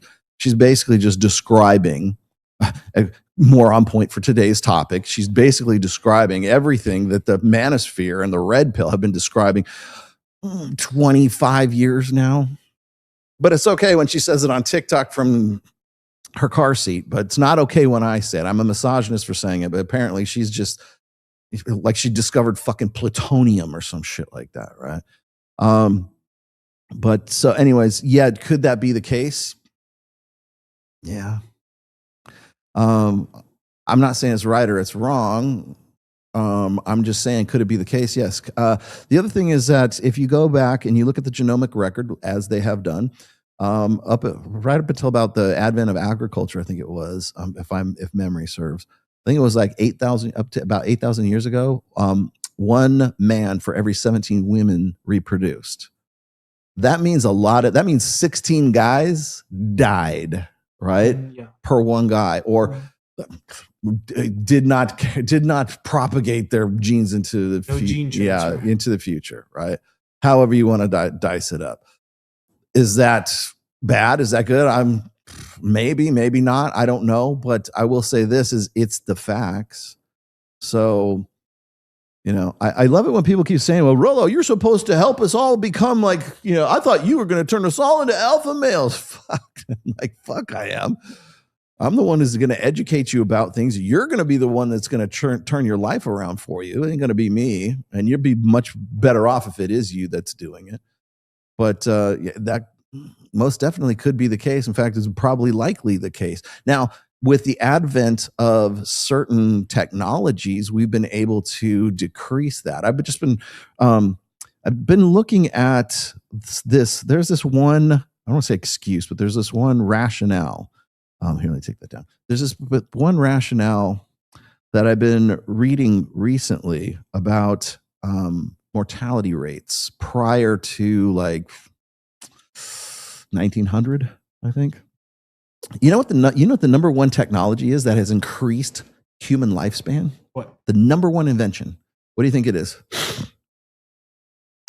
Technological innovation that has added more years to human life than any other invention. I just read this. Telephone? No, not the telephone. Although communication is definitely a bonus. No, you know what it is? What? The toothbrush. Wow, oral hygiene has added more years to people's lives because you don't get absent. You got your teeth cleaned and everything. We finally figured out, hey, maybe we should fucking brush our teeth, right? Because the oral hygiene would lead to abscesses. It would lead to anything that is like sort of dental, like braces and shit like that, straighten your teeth and stuff. People want to say, well, it's cosmetic. No, sometimes you need to have your teeth straightened so you can fucking eat, right? But yeah, the toothbrush has added more years to human life than any other up to now, any invention, which I thought was interesting. But then you look at the mortality rates. Did you know that 50% of babies died right up until about 1900, 1920? Mortality rate is really high for babies. Infant mortality rate was that. So ergo, this is how feminists like to explain why we had patriarchy, right? Not so much that it needed to be this super oppressive kind of thing. It was just sort of the natural progression or the natural extension of a population that half of which would die before they will reach 5 years old, right? So you're looking at women who would have to have anywhere between 5 to 6 children in order to offset that. So if you have 6 kids, 3 of them are going to die, right? Because it's a 50%, right? So until we figured out how to, we figured out the hygiene, we figured out how to reduce that through like cesarean sections, whatever it is, to ensure that the babies will get born. Now, because we have all this technology, and Lord knows, I mean, ultrasounds and everything else. Now that we have this technology that we've drastically lowered the infant mortality rate, women don't have to have as many babies anymore and are ergo not as dependent on men anymore. Because the reason why patriarchy was a thing was because those women had to have those babies and they had to provide and they had to nurture those children. So if you have a big family of like, let's just say maybe you have 6 kids, if 4 of them survive, you're still, because you're trying to. Yeah, my grandma had 11 kids, only 2 survived. That was during the 1950s and 60s? Mm-hmm. Yeah, in even up rural to Mexico. then. Yeah. And then I was going to say, then you're also looking at the third world country versus a first world country, Exactly. right? Yeah. So, so that was the rationale for patriarchy, which I understand. I kind of get it. I kind of understand that maybe that could have been one of other reasons that it was what I would also point out is the big head babies effect, right? Yes. So you have to have, if you want a smart human being, we don't have claws, we don't have antlers, we don't have fangs or whatever. We have our brains. I realize that's an oxymoron these days, but we have, we need a lot of calories and you have to put a lot of investment into that baby. Why am I talking about this? Because we're going to talk about monogamy here in just a minute. So whenever people ask me, Rollo, do you think that human beings are naturally promiscuous or naturally monogamous, as if it can only be one or the other? No, it's both. They can both be true at the same time and are. Biologically, there's evidence of that. And then evolutionary psychology, there's evidence of that. But the real reason why we have patriarchy is because it is the most natural extension of organizing society for a dimorphic species where women are vulnerable and men are the protectors. Men are more strong. We are built for combat. Would you like me to show you the list of all the differences, the physical differences between men and women? Upper body strength, throwing an object more. Let's look at our bone structure. Red blood cells, oxygen intake, like thicker bones, thicker jawbone, so you can take one on the chin. There's so many biological differences between men and women that prove one fact. Women are the vulnerable sex. Men are the disposable sex. Men are the sacrificial sex, right? We're the ones that nature experiments with. We have testosterone. We already know what the effects of testosterone are. But them's the differences. Why?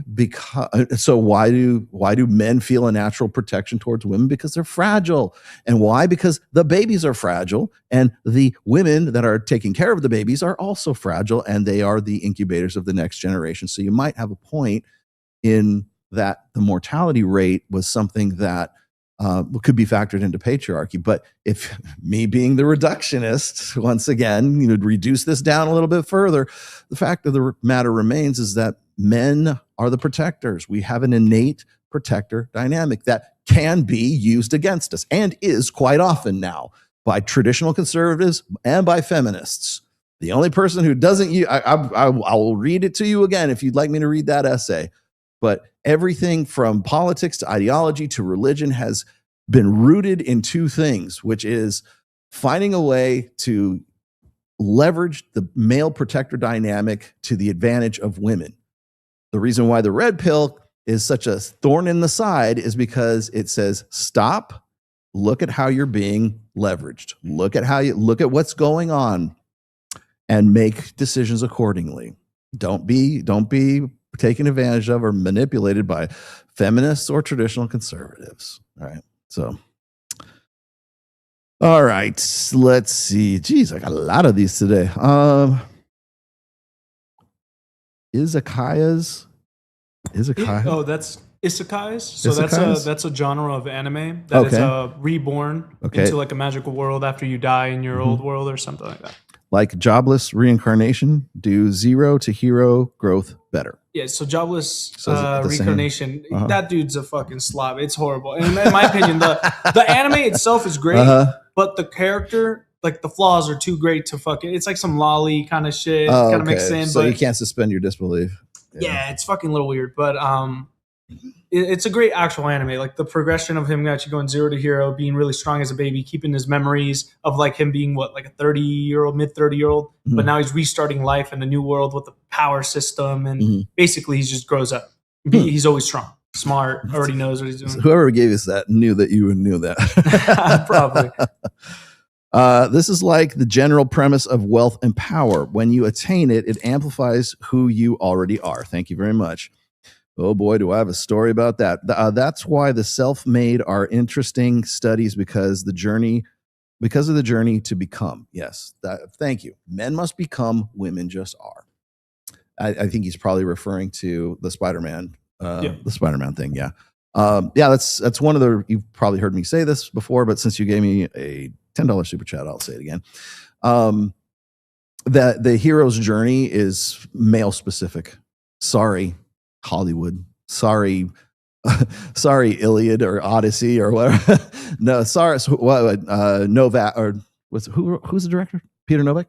No, Christopher Nolan. Christopher Nolan.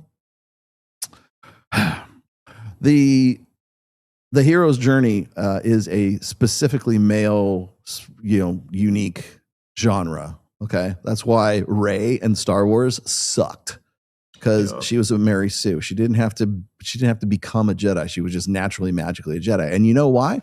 Because women just are. Men must become. Where have I heard that? The red pill, right? From me for sure. I don't know who else has been saying that, but men must become. It is our burden of performance there. And that's where the story is. That's where the meat is. That's where the fucking plot is. Is he going to do it? Is he not? There's the cycle, right? Where the hell's my training montage? Yeah, there's got to be the rank amateur. There's the bad guy. There's the hopeless odds. Then he meets the mentor. He meets Obi-Wan, right? Then he meets the wise old sage who teaches him the ways of karate, like Mr. Miyagi, right? And then he has sort of some buildup. He's got to go through some trials until he finally gets to having the first lightsaber battle with Darth Vader. Maybe he doesn't win, but he will later on. But he's until he comes all the way, and then it comes back full circle again, right? That's men must become. Women just are. That's why comic books don't like women. Like women love Marvel. They love the universe because it's got Tom Holland. He's so cute. Or maybe it's nice that they've got. Let's see. They got Hemsworth as Thor. You got who's Chris Evans as arguably, I think Robert Downey Jr. is a pretty good looking dude, right? He's not built like the other guys, but still, he's a scoundrel, right? The billionaire mogul. Yes. Yeah. Mark Ruffalo, not that good looking, but they made him in the Hulk, so who cares? Right? He's Hulk half the time, right? And then they've got the teenage interest in Holland, and it helps that they all look like they buffed up, and also he's like 30 years old right now. Yeah, they're cycling something, right? So, but what was it? when was it Jason Momoa was playing Aquaman? Oh yeah, it was like the best DC movie like they'd ever made. I don't know why. Grandma, you want to go see Aquaman? Yeah. I didn't know you were a fan of DC. Oh, but sure, yeah. I always loved Aquaman. Okay, Grandma, we'll take you to see Aquaman. Yeah. But yeah, so yeah, the self-made stuff. What else did you say? Yeah. So the plot becomes about the guy attaining mastery. That's really what it is. It's a story of mastery, and how you got to. That's another thing. Is like women don't care about men's struggles.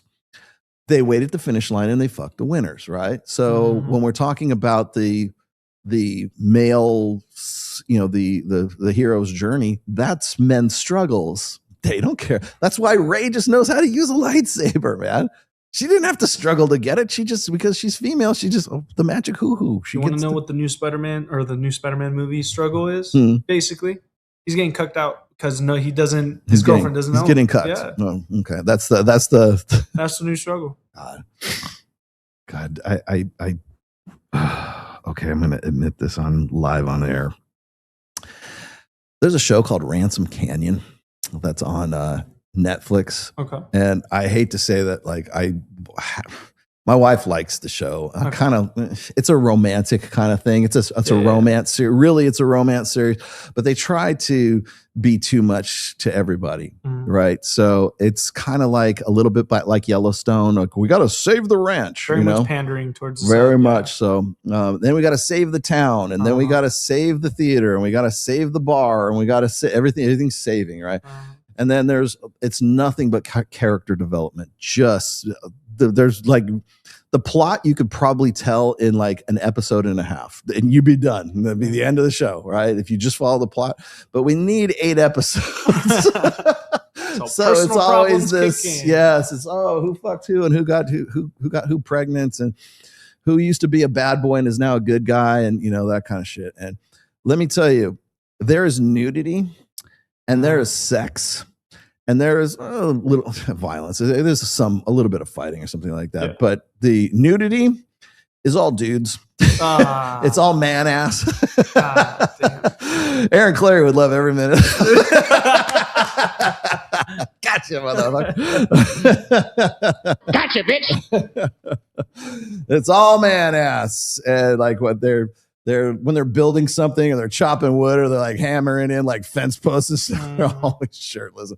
And I'm going to tell the reason why I'm even saying this, okay, is because there's not a male character on there that is like a body fat percentage of like under like 8 or over 8%, right? Mm-hmm. They're all abs and pecs. Now they're not just huge like bodybuilder yoked, but like they're definitely ripped, right? Mm-hmm. They look like the Marlboro Man, but like ripped. Yeah, exactly. And the thing that gets me is there were several scenes where it's like the three main characters are like sisters and a mother, right? Okay. And they are seriously like checking these guys out, saying, I wish I could get some of that kind of stuff. I'm like, one of the characters, by the way, was shirtless guy, naked man ass, is the actor's clearly an adult, right? Okay. But like the character is supposed to be a teenage boy, supposed to be like in high school, right? 18 year, even if he's 18, okay, even if he's a senior. Mm-hmm. And so you're looking at women who are probably, well, the mother's got to be in her 60s, but the women are probably anywhere in their probably late 30s, maybe early 40s. Okay. And they're like checking the guy out. And I'm like, this is what if you had taken two brothers and a father, and you saw some chick and she was like, it was like, semi halfway nude, right? Or taking a shower out, and like they have these open air showers and shit like that. You put that chick there, you're showing her naked ass and like maybe some side boob or something, and you've got the characters going, Dad, what do you think of this one? Like that. Oh my, that doesn't. You'd be run out of Hollywood. That would never make it to Netflix, but it does here. And I think I wasn't going to say anything, but God, I just can't get it out of my brain. I think this was like a character was underage, right? Or technically underage. Unbelievable. We can get away with shit like that in like character development and stuff, but because it's a romance, well, guys do it. Not like that. There's no way that you could get away with swapping the genders and still have that series get published. Last one. Here we go. Hi, Rollo. A girl told me, well, there's your problem right there. A girl told me she wants men to be more emotionally available. I'm sure she does. I'll be available. Does that mean men listening and being there for that time when they need it? Okay. Here, let's I'm going to give you a graphic representation of what she means. Here, let's see if I think I have it. I got a quick video for you. This is what emotional availability actually means. You ready? Here we go. Oh wait, I gotta go back here. And you guys are lucky because I have. Okay, here we go. This is a graphic representation. This is a very short video on what women mean by being emotionally available. Okay, here you go. There you go. That guy was being emotionally available. Is that what you there? Have I answered your question adequately? Oh man. Oh. What time is it? It's 2:41. Time for Michael Sartain to chime into the show. Because he's asking me about this thing. He wants to do a show. Da, da, da, da. Okay, Mike, I'm doing a show right now. Okay. This is so funny. You do know I do a show at 1 p.m. Pacific, 4 p.m. Eastern. Yeah, of course. Why do you keep fucking texting me? That's emotional availability. You ready to sign up for that? Emotional availability is pushing off all sense of empirical understanding and reason and everything else so you can be there for you. Thank you. You're so sweet. That's what it is. Okay. Understand? No. Emotionally available, what for what?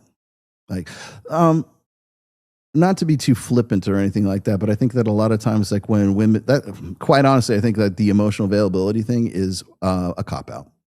It's he's not emotionally available. No, it's I don't want to fuck him anymore, and so therefore I'm going to look for some therapy speak that will. Oh, he's a narcissist. He was not emotionally available. Let's see what else is there. His emotional, he's not emotionally intelligent. His EQ is not quite up to snuff. And yeah, and by the way, Dr. Deborah So, go fuck off. I have this, I should read it. She just got run up the flagpole on Twitter this week because she put something about like how men aren't they have very low emotional intelligence or something like that. And man, I'm proud of my boys, man. I am very, very proud of my boys. I prefer a good cigar and a bad woman. Yeah, I'm very proud of you guys because, yeah, that's fine. Yeah, I'll take that. But primarily because the responses to her popping off about EQ was basically everything I would have said in the first place. And I didn't even have to respond, which wouldn't matter because I'm blocked and I couldn't respond to her anyways. But yeah, the EQ side of things. Excuse me, let me get some of that. Do we want that on there? There. Okay. Celsius. Today's show. Yeah. Today's show. You know who's the master of that? Who? Is who's the guy who plays Deadpool? Ryan Reynolds. Ryan Reynolds. Did you know he owns Aviator Gin? Oh, he does? Anytime he's in a movie and there's a bar scene, you will see Aviator Gin right there. Yeah, he's real good at that. He also has Mint Mobile, I think. Yeah. Right? Speaking of which, just as an aside here, a lot of people, you already know that I drink a lot of coffee. And then primarily since I started the show, the coffee that I've been drinking for the longest time has been Devil Mountain coffee, right? And why, Rolo? Why would you ever choose such a? Because it's Devil Mountain coffee. They're a Las Vegas company, or at least they were, and they are known for having the highest caffeine content of any coffee. Oh, yeah. So, as you know, I would be drawn to something like that because that's what's your diet? Caffeine and stress. That's what I eat, and I eat hate on Sundays. That's my cheat day.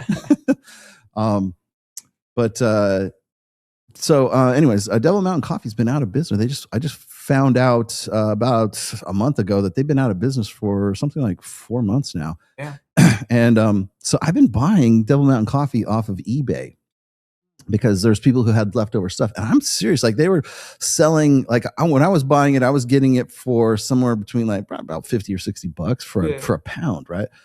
Which is kind of steep, but I'm addicted, so I have to keep my addiction. So got to chase the dragon. Well, then, chasing the dragon became a little bit too expensive because now the cheapest I've been able to find it is $189 for a pound of it, and it goes as high as $223 for a pound of this stuff, and like it's crack, man. And I'm like, I'm going to see if that guy's still around. So I went and because I used to get free coffee from him and I had free merchandise. Yeah. So yeah, I was sometimes wear the shirt. I got the mug and everything. And I hit the guy up and I asked him, I even got it. Yeah. Go ahead. Put that on real quick. I even got that as a floater there. Yeah. That's my Devil Mountain coffee floater. I haven't put that up in a while. Anyways, so I reached out to the guy right before I went to Catalina, and I said, "Are you interested in like selling the brand? Because I love this shit." And I pointed it out to him. I did a screen cap of the what it's selling for on eBay, and I'm like, people still want this coffee. It's a great brand. I mean, the brand imagery is pretty good, and it's just good shit all around. And so I reached out to the guy and he says, yeah, he says, when you get back from Catalina, let's have a talk about it. Because he wanted to start the brand some way. So then I talked to your brother, to Miguel. So I'm going to see if I can drag Miguel and Charlie into it. And maybe we can in some way like kickstart it again and have a new company of some sorts, you know? So it'll be the Red Pill Tomasi brand of coffee, which it always has been, really. But we'll see if we can actually do something with it and get it back in the stores again. Because it's a damn shame. Fuck, people are still buying it for $200 a pound. It's not like it's trend. Although, yeah. Yes, Sammy. What's going on, Sammy? Sam Bada says, the only drugs I do are caffeine and sugar. Okay. Thanks. Oh, that wasn't Sam, it was somebody else. Caffeine and nicotine, baby. Yep, caffeine and nicotine. That's my diet, man. Caffeine and stress, baby. What's the other one? That would be sweet. Yeah, it would be cool. I would love to have that as because I know that like who is it? Tim Pool has a brand of coffee, and I don't know if he still has it, but Jeremy from the Quartering had coffee brand coffee. What a brilliant idea! But branding idea that was. Tim Pool, yeah, Casper. There it is. Yeah, I knew he had one. This guy's on brand of water, pool water. Yeah.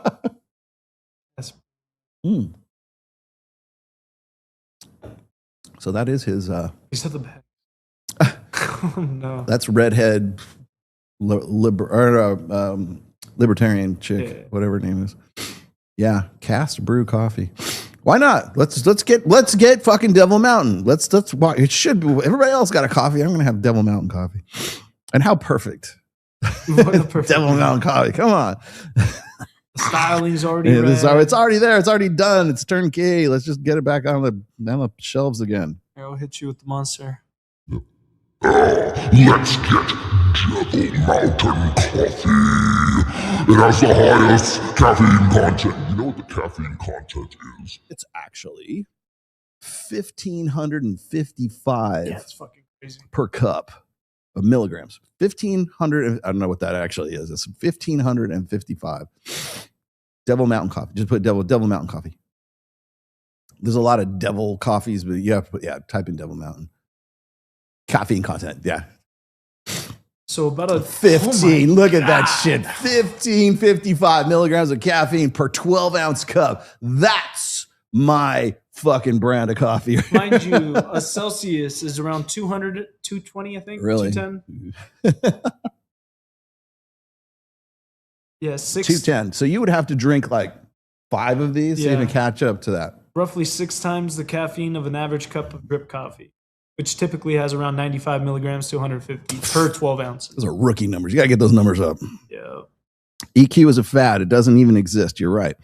Incremental validity of EQ after correcting for conscientiousness, agreeableness, and low N is almost 0. Well, I'm glad you brought that up. Would you like me to bring here? Hold on, one more.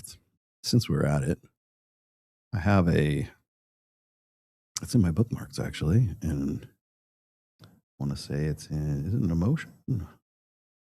I have all my bookmarks by topic here.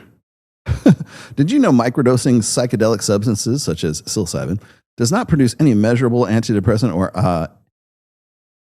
anxiolytic effects in animals? So all your mushrooms, yeah, that's just you wanting to get high. Where did it go?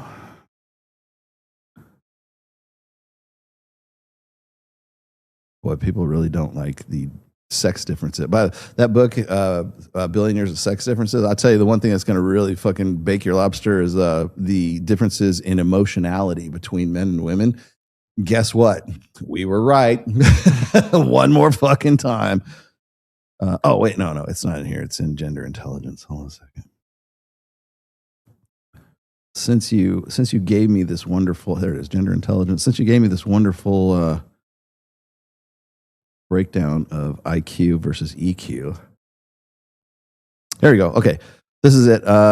It is measures of the construct emotional intelligence are insufficiently distinct from other common and better defined measures of intelligence and personality. There's not clear evidence that emotional intelligence has been measured as a distinct construct. Why? Because you could just keep moving the fucking goalposts. That's why. It's all subjective. It's all feeling. I can change your emotional state with 2 shots of tequila and a gram of Tren. I can do that right now if you'd like. Seriously, we've got tequila right here. And I think, and he's got Tren. He's got at least a gram of Tren on him right now. Yes. Emotion is not magic. Emotion is not, no, emotion is biochemical, okay? It's adjustable. Yes, Jesus Christ. And okay, so why is emotional intelligence a thing? Well, because women wanted to have something that sounds more legitimate than IQ. Well, your heart matters more than your head. No, it doesn't. Your heart gets you killed. Your head keeps you safe. Wax on, wax off, Daniel-san. By the way, EQ nobody even knew what the fuck that was until like 1994. We think there's this thing called EQ. No, there really isn't. It's about as valid as let's see, astrology and The Secret, the law of attraction. Yeah, I'm looking. That's bullshit too.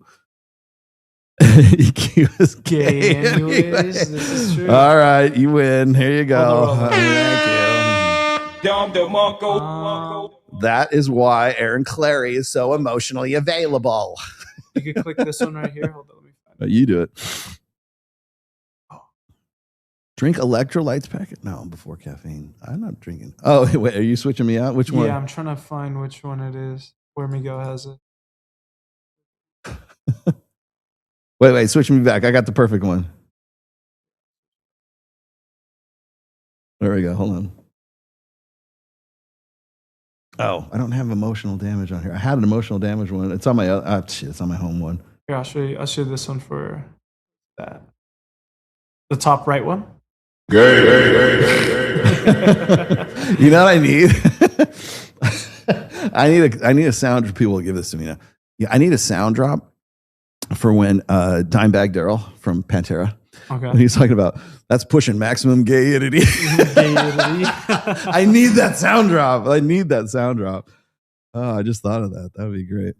Myers-Briggs is also bullshit. Yes, it is. Yeah, Myers-Briggs also horse shit. What kills me is like Myers-Briggs MBTI has been so thoroughly disproven, but yet we still use it in like work and all this other stuff. It's basically astrology. It's the Forer effect, right? It's funny. No one's ever an asshole. Oh, you're special. You got all these, let's see. Find out what kind of soul you have. Do you like art? I love art. You have an artistic soul. Yes, you do. Oh, yes. It tells you whatever it is that you kind of want to hear about yourself. Like Mike was talking about. I love it when Mike does the breakdown for love languages. You know who likes acts of service? Everybody. You know who likes gifts and presents? Everybody likes gifts. You know who likes touch? Everybody likes touch. Yeah, it's fucking funny as fuck, man. I love it when he breaks those ones down. He has no chill for that shit too. I gotta say, like, and has less now than when I first met him. Yeah. Yeah. IQ has 100 years. Yeah, IQ is the most reliable metric, by the way, because it's based on something that's measurable. EQ is like emotional damage, which the speed I can learn. Yes, it is not. Where are the Cheetos? There you go. That's your emotional availability today. I have, where did this go? We got some things to talk about today, boy. There was a, have you seen I don't have it, but it was on Twitter today, and it was a video of Tom Brady on his yacht, and he was like tooling around Miami, kind of where I went on my yacht, right? Yeah. Tooling around Miami with nobody, just himself. Like, because usually when you go out on a yacht, like just ask Fresh, you go out with a bunch of chicks and everything. It's like a party, and you're just drinking and having a good time. They show him. I don't know who was doing the video, but they show him. It must have been his captain was doing the boat or whatever. But he was like on the front of the boat, and he's just hanging out, just watching watching the world go by and everything. And people go, meanwhile, Giselle is at home with her new husband and their kids and stuff like that. And so then I responded with this. Hottest person I've ever seen in my life. I shouldn't be able to talk to you. I can't even handle it. I just want to say for the record, I do have a boyfriend. We've been together for 10 years. He's the love of my life. He's here tonight, and he's sitting right over there. And I want to say publicly, I would shoot you in the fucking face for a lottery ticket to suck this guy's dick. What are you going to do about it? I'll suck his dick. Trust me, Tom Brady's doing just fucking fine.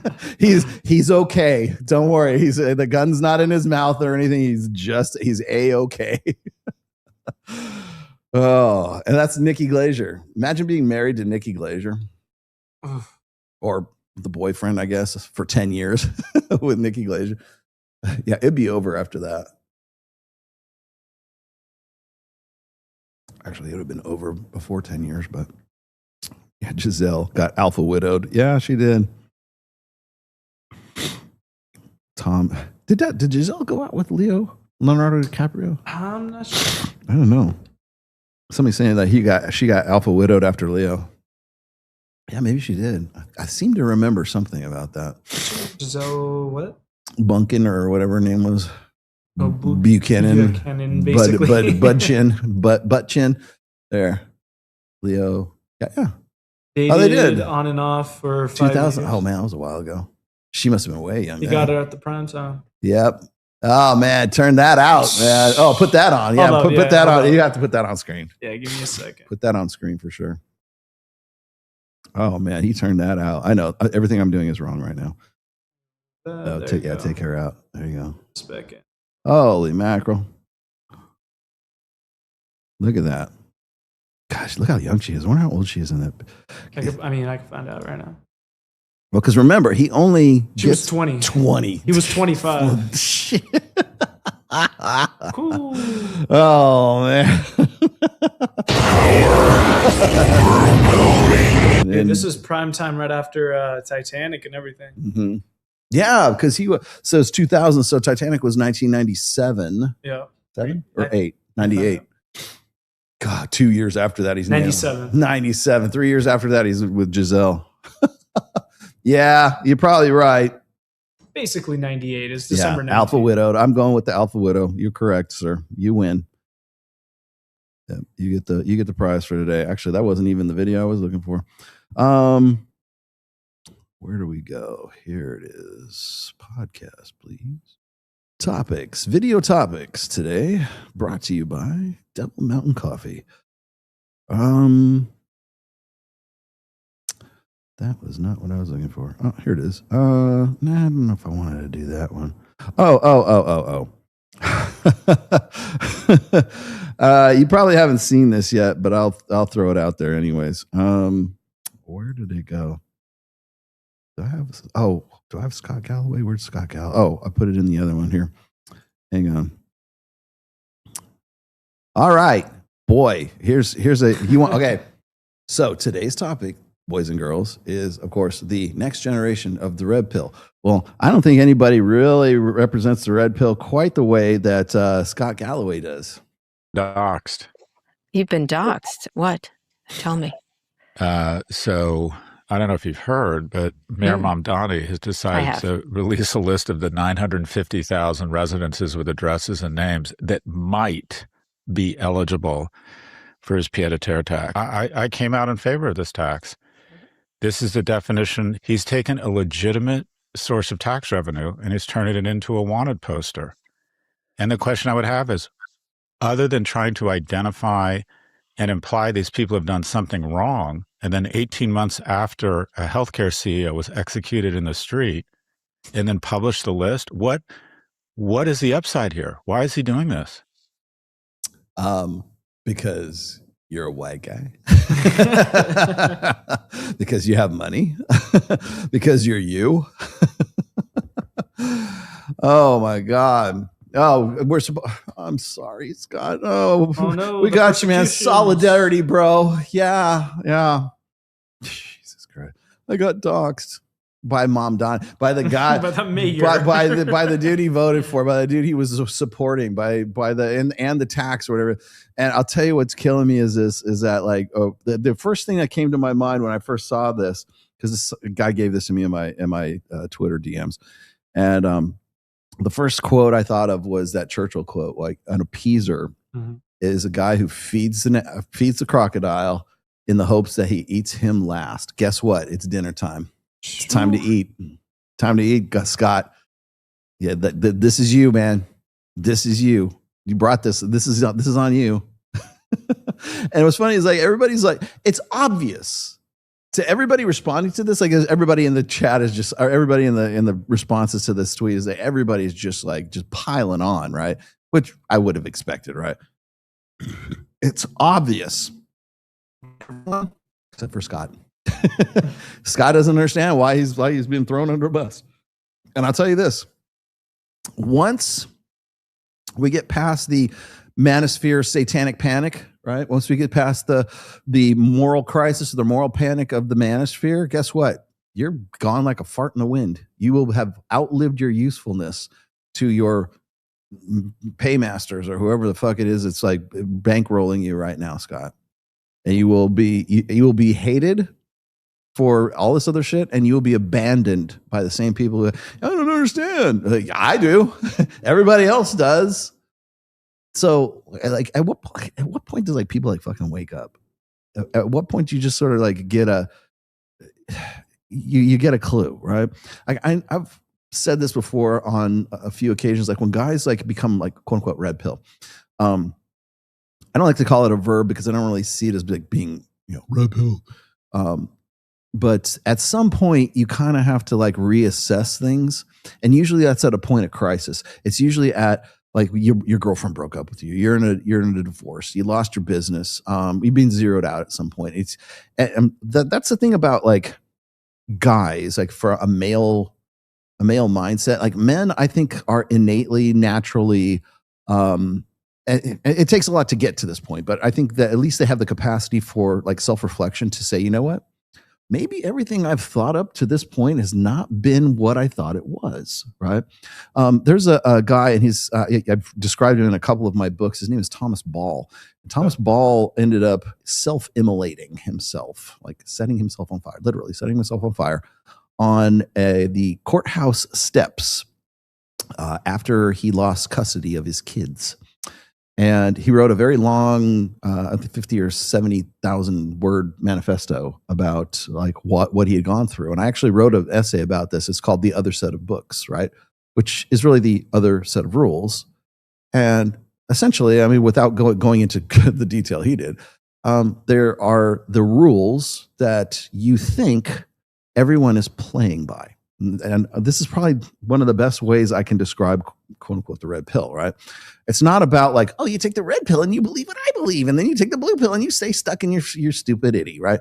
The red pill is just truth. No, the red pill is the other set of rules.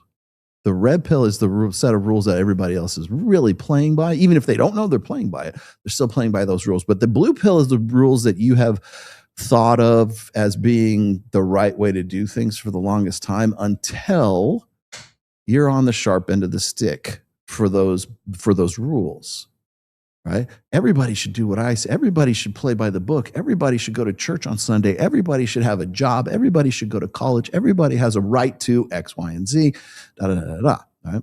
Until you go and you lose custody of your kids and you can't take it anymore and you set yourself on fire.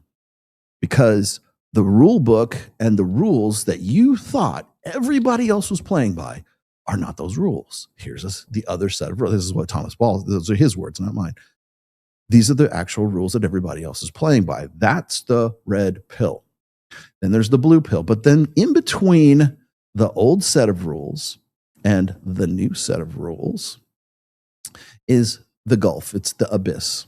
It's being able to cross over into understanding what those new set of rules are and then accepting them and understanding like your old way of belief, your old life is bullshit. And you've been living by a bullshit set of rules that nobody has actually been playing by. But there's that little kind of like that in between those two. And that's where Scott Galloway is at right now. He's in that abyss. He's like, I can't believe this. Yeah. Well, I mean, it's political and he feels threatened and he probably feels vulnerable. He's emotionally available right now for sure. No, he's in that abyss area. That's when I say, guys get caught in the anger phase. The reason why they're angry is because now they see what the new set of rules are and what everybody actually is playing. And then they realize that their blue pill way of thinking, the old set of rules, has really been very detrimental to their lives. And it sucks when you make that realization and you're 45 years old, or you're, in some cases, 72 years, 73. I'm trying to think how old Kiyosaki was when he was in his 70s, early 70s. That's hard to make that jump. When you're in your 20s, you go, fuck, thank God I got more time. I can fucking do something with myself. I got this new set of rules, and now I know I have an accurate understanding of like reality, what's going on, and I can build accordingly, right? Well, if you're 45, 50 years old and you've been married for 15, 20 years and you've built a life based on that, you've had kids based on the old set of rules, you have built businesses based on the old set of rules, you have your ideology and your religion and everything else built on that blue pill set of rules, and you're trying to make that jump, it makes that jump that much more difficult. Remember in the Matrix? It's that time investment. Nobody makes their first jump. Yeah. It's that timing. And then usually, unfortunately, right there in that middle part when you're going over to you're in that transition there, that's when guys get zeroed out. And usually that's the only time guys will actually have some kind of like self-reflection or some kind of insight that says, you know what, maybe I see the code in the Matrix. This shit just doesn't add up. And I need to find, I gotta redo the equation again because the answer I'm getting is not coming out right. And then you realize there's another set of rules that other people are using. And those people will tell you, no, stick to the old set of rules because they don't want you to come over and play the same game that they're playing, right? That's really, I think, a more accurate assessment. Metaphorically, and I know I'm going to get in trouble for using an analogy or a metaphor or something, but I think metaphorically that's probably a more accurate assessment of what the red pill really is, instead of these guys used to think one way and now they think another way. No, shut up. Just it's like you have to have a fucking bumper sticker to understand shit. It's not a bumper sticker. It's a college fucking major is what it is. And so understanding that, making that jump over a lot of guys get stuck in the abyss. They get stuck in that anger phase. That's where the black pill doomers are. That's where the MRAs are stuck. That's where MGTOW, not all, but like that's where a lot of MGTOW guys get stuck. They just get so, and they're not angry at women. They're angry at themselves for having believed in all of that old set of rules, doom and gloom, for as long as they have. And then they realize, there's this new set of rules. And actually, if they had some optimism and they actually realized that there's a lot of fucking opportunity in a red pill paradigm, like in a new rules paradigm, if they understood the opportunity, they'd be fucking jumping they would throw a fucking party. But they don't, because they think, well, I'm a chin cell, I'm too ugly, I'm too fat, I'm too this, I'm too short, I'm too name it. I'm too this, I'm too this, I'm too this, I'm too this. It's the Jews, it's got to be this, it's my mom, it's my dad, it's my whatever, my circumstances in life. I didn't win the genetic lottery. Keep going. Give me some more. Like, we got to go through all of them so we can get all the way over to the other side of the abyss, right? That most guys never get there. They would rather go, fuck yeah, we're gonna go play fucking Fortnite. Sedation. League of Legends. Hey. Sedation, right? Exactly. Yeah, there's no greater sedation than fucking the abyss. Not crossing over, staying stuck between that. That is no place to live. It's like the inability of not being able to mulligan. Yes. And like knowing that your cards are you're able to restart. Yes. I'll tell you what's funny is like, all right, you guys know I play Dungeons and Dragons now and then, right? With the guys from Masculine Geek. Yep. If you play like the old set of rules like we do, we play first edition. We play like AD&D, right? The Gary Gygax, as Gary Gygax intended to play. There's this one section where it's like they're talking about like character creation, and a lot of guys will compare their lives to, I didn't max out my stats right. I'm fucked, Rolo. That's another. It's gonna keep you right there in the abyss. Just sit there and just jerk off in the abyss. Yeah. But there's this one section. It's funny that Gary Gygax actually makes like sort of concessions for. He says hopeless characters. Yep. And the hopeless characters, he says, sometimes you might just want to throw the character away, right? Because all the stats are too fucked, right? He says, but don't do that immediately.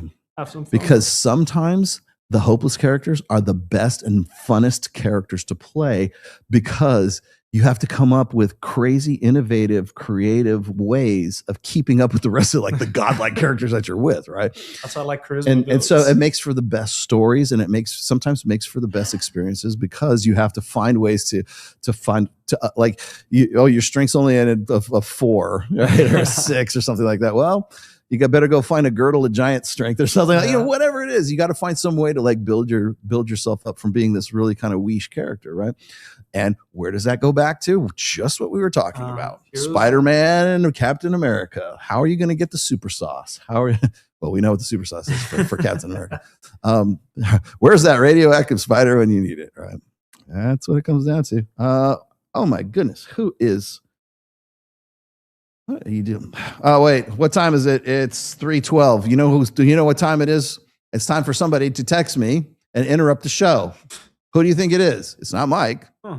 No, it's Tiffany Fox. Hey, Tiffany, how are you? What did she say? Great book. Oh, she has this new book. Let's look. Let's put her on the show here. Okay. She's reading this book, and it's called Change Your Brain, Change Your Pain. Okay. There has never been a more Tiffany title to a book. Daniel G. Amen, MD. Breaking the Doom Loop to heal chronic physical and emotional pain. See, this is why I said doom and gloom. Doom and gloom, baby. Doom and gloom. Wait, hold on. I don't have her. Do I have her loaded up? I don't think I have her loaded up. There it is. Hold on. I got her here. Thank you very much. I feel like I just took a bath in battery acid. There, that's our girl. Yes. Of course, there's going to be some smart ass in the chat. Guy, I love that book. She says she's liking it. I'm going to ask her to write about it. She's actually has a Substack now, of all things, which I can't believe she actually is a halfway decent writer too. Okay, so we've done our Scott Galloway. Let's, who, by the way, is part of the next gen of the Red Pill. Just didn't know if you knew that. All right. Speaking of which, let's go and switch off to the guys that I really wanted to talk about today. Where'd you go? There you are. And that would be... Is polyamory, is polygamy a better deal for women? Starting an OnlyFans, and I'm selling merch. This has taken way too long, and I'm very sorry, but it is so worth it. The designs are unreal. We've upgraded the blanks so that... Okay, I had to leave this in. Right? Remember Ransom Canyon? Okay, here you go. Even better quality than last time. And this bursting heart design with Japanese text in the middle is just so beautiful. Also, your girlfriend's new favorite hoodie. I apologize to anybody who buys this because I get the sense that your girlfriend's just going to steal it. All of it is available right now at mwmerch.com, and it's only available for 6 days. So get it. Okay. I have way better merch that you can find at stickermule.com. And if you want it, you can find the merch link right down there, and it blows this shit away already. Okay. There you go. Once it's gone, you won't be able to buy it again. That's it. completely sold out, never to be printed in the future. mwmerch.com. If there's this Porsche polygamy, like Scott Galloway calls it, going on at the moment, at least even if it's an online dating, even if it's not represented in who's getting laid and all the rest of it. Okay, see what I mean? He's already referencing Scott Galloway. Scott Galloway is not an authority on intersexual dynamics, asshat. Scott Galloway does not have a degree in evolutionary psychology, evolutionary biology, or anything else even approaching a hard science. Oh, I mean, he's an economist, okay? That's it. So let's stop referencing Scott from here, especially now after he's been doxxed and is crying about being doxxed by Mom Donnie. Okay, can we just now like delegitimize this son of a bitch? But no, we can't. But if there's some degree of big bucket of attention going towards small number of guys, historically, does that mean that monogamous marriage was basically affirmative action for men? Okay. What did he just say? He just essentially confirmed. Remember the girl in the I said there's the 80-20, 4.5% rule. The girl in the I'll show it. I have the video. I'll show it again. The girl says there's three kinds of guys, right? There's the guys who are never going to get fucked. There's the guys who are like, eh. And then there's the guys who are going to get fucked in spite of themselves. Who is now confirming what we've been talking about for a quarter fucking century? That's this guy right here. Yeah. I mean, there was a recent paper about this where they suggested that marriage was affirmative action for sexual redistribution. Sexual redistribution of women.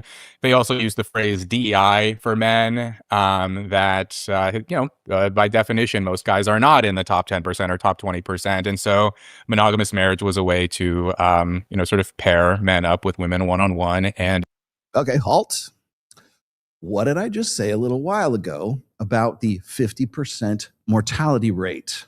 That's why I brought that up first. That was your preamble to this horse shit right here, okay? There's also that. It's DEI, and no, DEI, we didn't even know what those fucking three letters meant until, 2019? Okay? So take all that bullshit, throw it out the fucking window, and let's talk about some real fucking shit. Let's talk about the big head babies effect. Let's talk about the 50% more. I'm almost, because I'm kind of on board with that, but I'm kind of not with the 50% mortality rate being a reason for, actually marriage and formalizing a monogamous relationship, because half of your children are going to fucking die. Because that's just the way technology has been right up until the turn of the century, right? Right until the 1900s, okay? And then we invented the toothbrush, right? So can we, if you guys are going to be the lords of the new church here, you're going to be the lords of the new red pill or whatever the fuck it is, at least get the fucking story right. At least gives, this is what gets me, is when Mike is going and he's doing these very detailed breakdowns of Jubilee and everything that was said, and granted, most of this was scripted by the producers of Jubilee when you were doing the 20-on-1 with Mark Manson and everything, with all the Manosphere people who aren't Manosphere people, right? All of that script, Mike goes and butchers that whole fucking thing. The fact of the matter is Mike shouldn't have to do that. They should know fucking better, but they don't, because you don't get clicks for things like what Mike does. In fact, you get your channel banned for doing what Mike does. You get fucking shadow banned and put on a DEA or a DHS watch list for doing what I do. In fact, the same sons of bitches that this guy brings on to interview are the same guys who are contributing to that fucking atmosphere with the Manosphere and incels and all this other bullshit. So if you're going to do that, at least be fucking accurate. No, we're not going to do that. Let's talk about DEI. It was a form of, I'll sometimes tongue-in-cheek call it sexual communism, sexual social for the deregulation of the dating marketplace. Yeah. And now that we've kind of late stage that sexual norm, capitalism. now we're in we went through a phase. I think maybe arguably starting in the 1960s, we deregulated things, and now we're in the sort of the late stage. And I think now people for a while on the right, the kind of the Manosphere right have been calling for some kind of a return with that V thing. And then on the left, increasingly, I think women are becoming fed up, and they're sort of finding ways to reinvent what's that phrase? Demisexual. You heard this phrase, demisexual. I'm only going to sleep with people that I'm emotionally connected to. I'm not going to have sex with a stranger. Yeah. It requires its own special kind of category. And then there's We all know that's bullshit.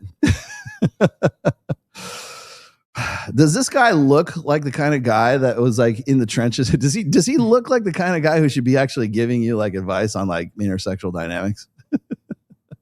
Sapiosexual, that's being attracted to people that you're intellectually stimulated by. Mm-hmm. And then there's solo. God, I can just, okay. I love Mike like a brother. I will give you that caveat. I got to push that out there really quick. I love Mike like a brother, but I hear in his voice in my head right now because Mike likes everybody at that table. I like Mac and Murphy, by the way. I think Mac, I've kind of warmed up to Mac a little bit more, but Rob Henderson, and I do like Steve Stewart Williams. He's the bald guy with the kind of face hair. Chris Williamson, I don't think I need to explain my opinion on Chris Williamson ever again. But I can hear Mike really wanting to be like super diplomatic. First thing he's going to say is, what are they saying that's wrong? I'm like, they're not. They're just not telling you the whole picture. They're not being comprehensive. It's a lie by omission is still a lie. Right? Presenting context without the context. Exactly. Presenting content without context. Yes. Because it sounds funny. Oh, these guys, these women are demisexuals or they're sapiosexuals. And the reason why I stopped it at the sapiosexuals is because Mike has schooled. I mean, as vicious as he can be, like he's judicious as he can be with some of the girls on Access Vegas who have actually brought that up before. I can bring Laura she's almost a regular on the show right now, a good friend of mine too. She's talked about how she loves guys who are really smart looking at me. And it's like I said, so you're a sapiosexual? Oh, yeah, sapiosexual. I'm like, bitch, I've seen your boyfriends before. I know you are not fucking sapiosexual. You are very much you're a sexual. That's what you are. But Mike has like brought up like how sapiosexual is just another. It's emotional intelligence. It's just it's more mythology. There's nothing fucking to it, right? And it's very easy to disprove. But the fact that you've got these guys up here who are like your intellectual betters, and all of the guys at this table, by the way, are you and me. There are intellectual betters. Polly, Solo Polly is my favorite. It's fucking hilarious. Solo Polly is just one person sleeping around. Okay, just a slot. Yeah, or like a normal Lothario dude. Man whore. Yeah, exactly. Yeah. Just man whoring about. But yeah, the I wonder whether part of some of the pushback against reintroduce sexual norms, regulate the sort of mating marketplace from women that you do sometimes see online. I mean, it's pushing back against freedom, independence. It kind of harkens back to pre-1960s type of restrictive expectations, gender stereotypes, etc. But I wonder if another part of it is that there is this implicit understanding that it maybe benefits men more than it benefits women to have marriage norms because it redistributes. It means that if it's got to be one-to-one, then maybe I'm going to be less able to compete. Whereas if there's a little bit more free-flowingness in the casual sex marketplace, I may be able to show traits that aren't immediately obvious to a partner and be able to get somebody of a higher value. Whereas with guys, they're always going to struggle a little bit more because women are choosier. I'm not sure because I think if that. Hold on, let's hold off right there. Now I have to insert this into this part right here once again, just to give you and there's, like I said, there's always a reason why I bring up or I have certain videos in my intro. Okay. This was one of them. Oh, right. So Andrew Tate is in bed and he's got a tiny penis. The obsession with, say, body count. This is a great example of that, right? So if she has a high body count, she's going to be looser in her morals. She won't make a good wife. She won't be able to love you. She won't be able to commit because something about her dopamine has been messed up. There's been a lot of just absolute nonsense put onto the internet. And there is a sense that men... Okay, so what I would figure what would Mark Sartain do?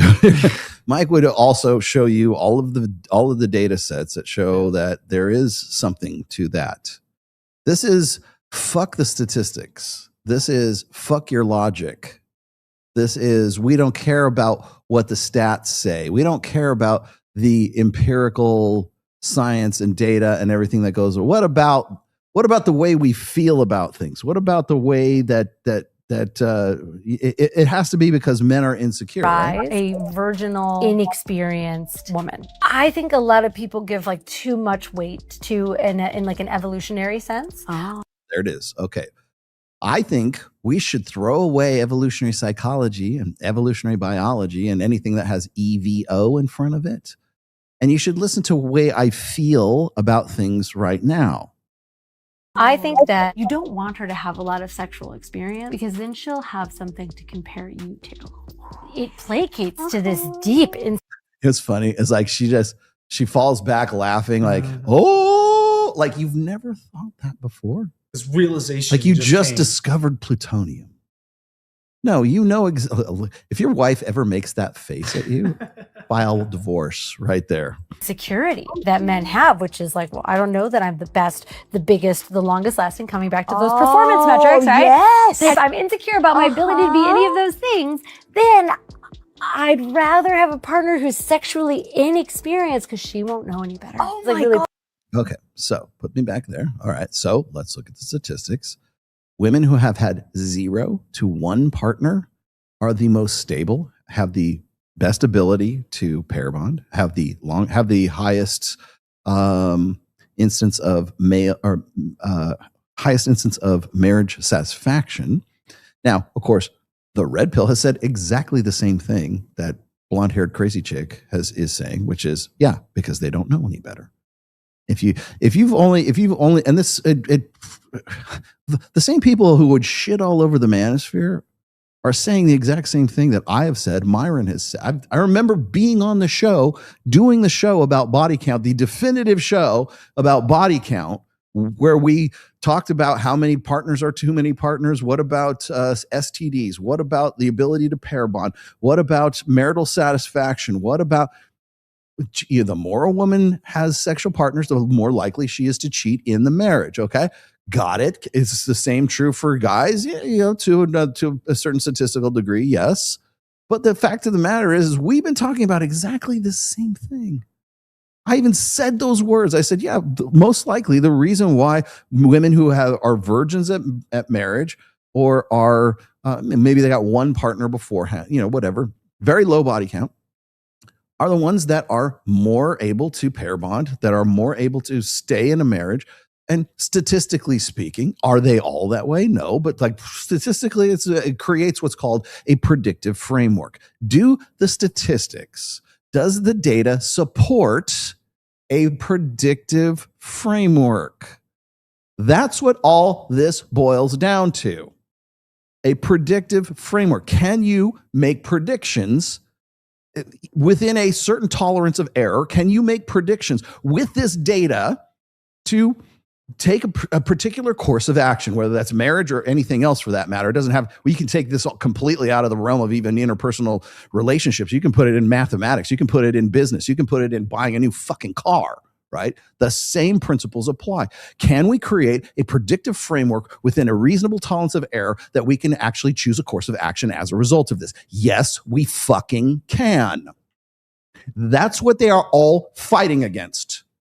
That's what everyone that has some problem with the manosphere is fighting against, because the manosphere suggests that a predictive framework can be created from the data and from the intelligence and from the stats and from even anecdotal experience. Everything can lead up to a predictive framework. And the problem is they don't like the practice of that predictive framework because it doesn't taste good, because it doesn't feel right, because I didn't get warm fuzzies afterwards. Yeah, because it's that predictive framework serves that guy better than it serves a female imperative.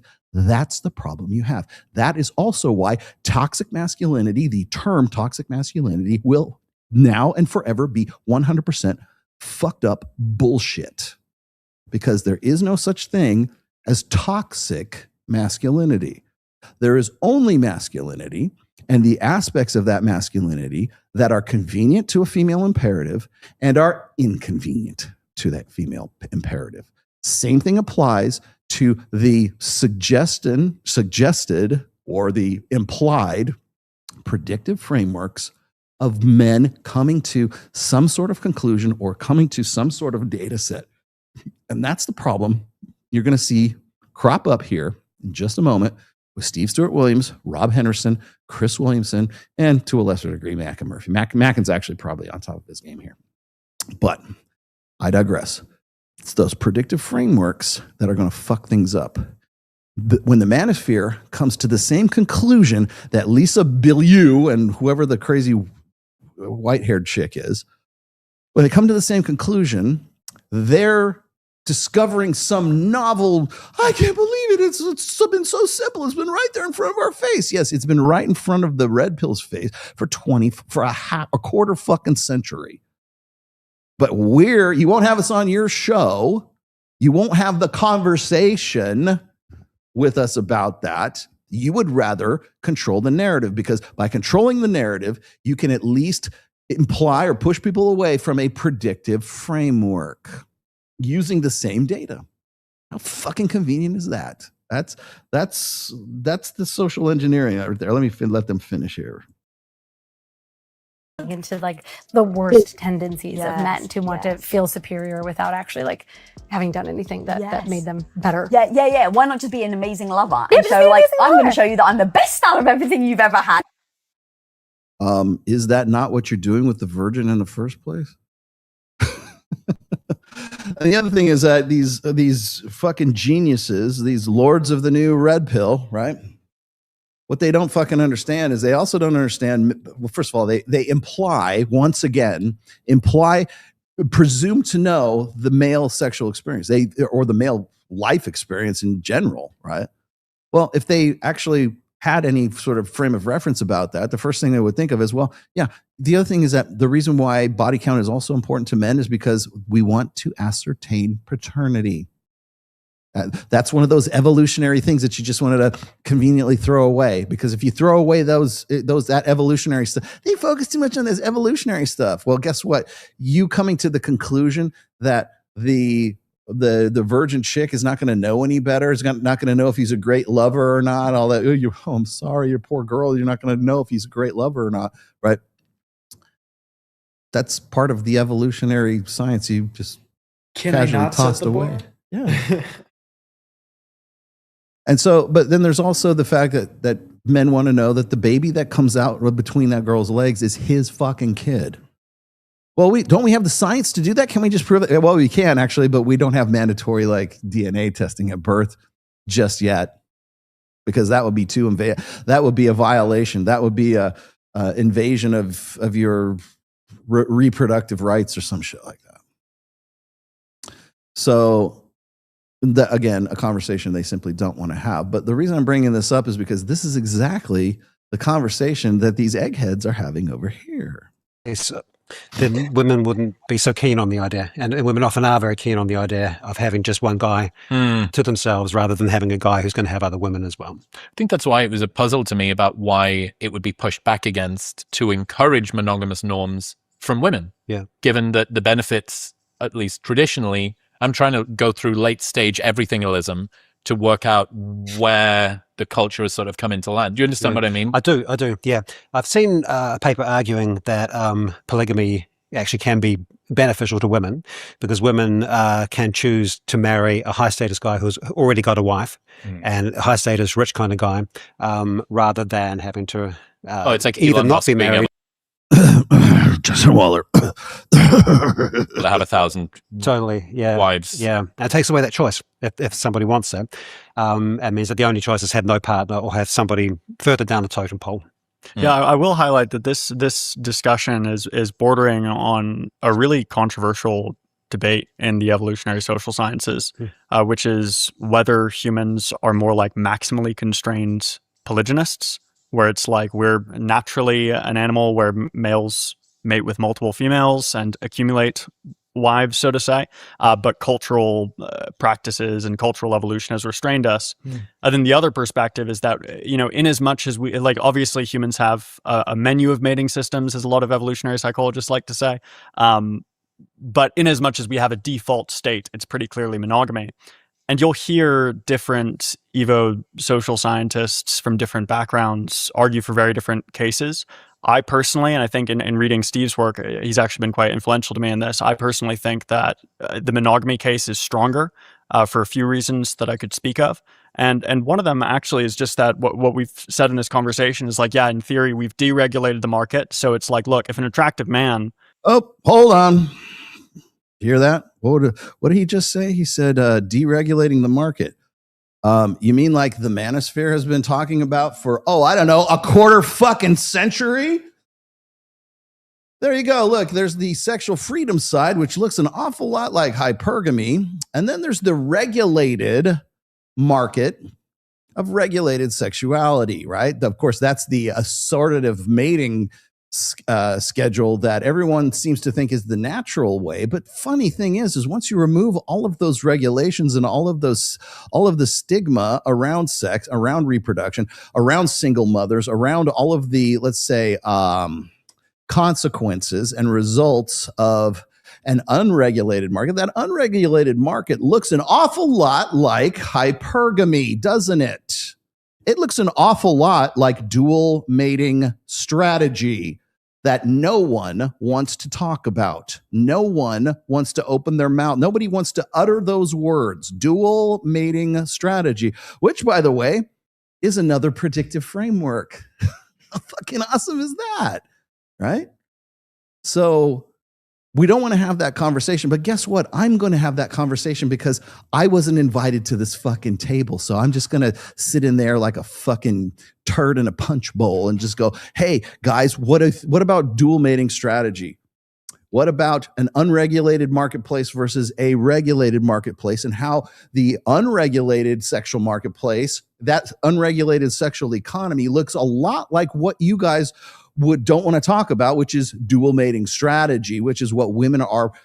We've just seen an example of it with Lisa Bialou and Blonde Chick. We've just seen that in pretty much every video that I showed at the beginning of this show. Where's the conversation about that? They don't want to have it. They don't want to have that conversation. They're not there yet. Maybe they'll get there, but they're not there yet. And the reason why they're not there yet is because they still are operating in a gynocentric social order. The big sister's watching you. There are certain things they can't talk about and they don't want to talk about. I was critical of Steve Stewart Williams because I care.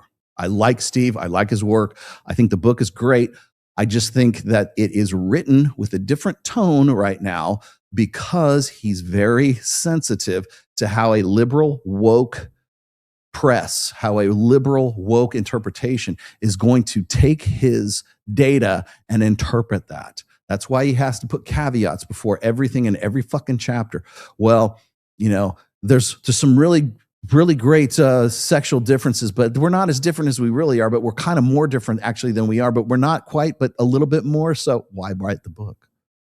Why write a book about sex differences, about 1 billion years of sex differences, if you're just going to march it back and apologize for saying it in the first place?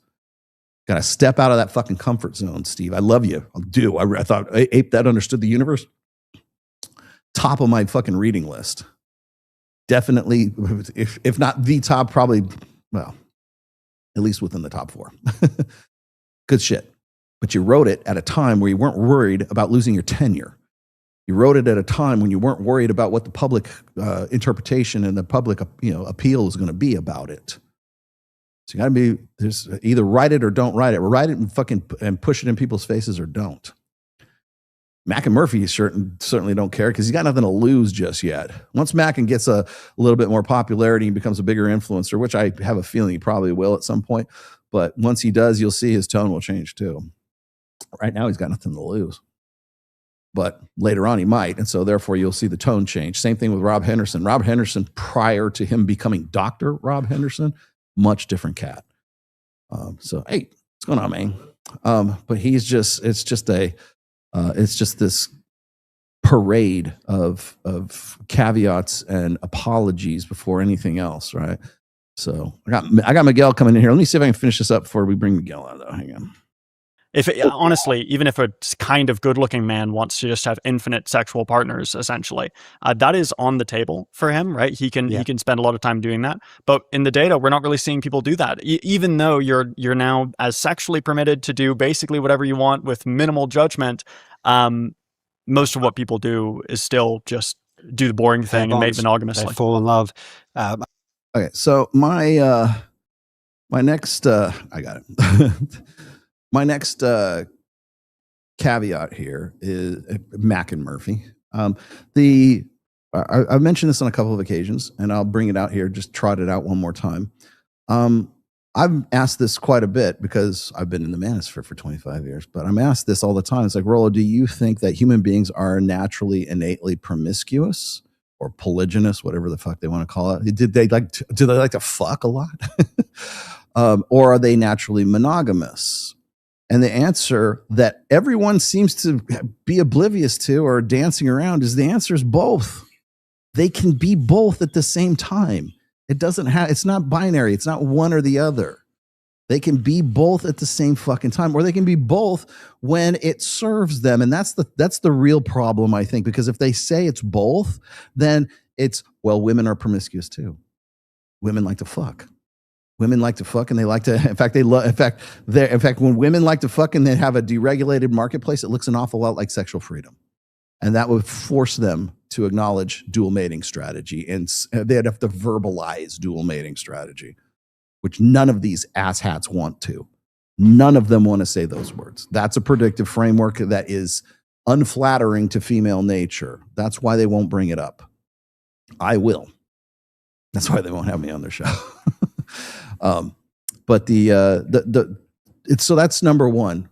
Can it be both? Yes, it can. Of course, we're naturally monogamous. We would have to be because our offspring, our children, require a lot of care, a lot of nurturing, a lot of calories, a lot of teaching, a lot of nurturing, a lot of that. And as I was saying before, when the mortality rate was 50%, when half of the children that would come out of that woman that you're hoping is your fucking kids, right, in the first place, when half of those kids come out and they die within the first 5 years, guess what? Monogamy is pretty fucking important.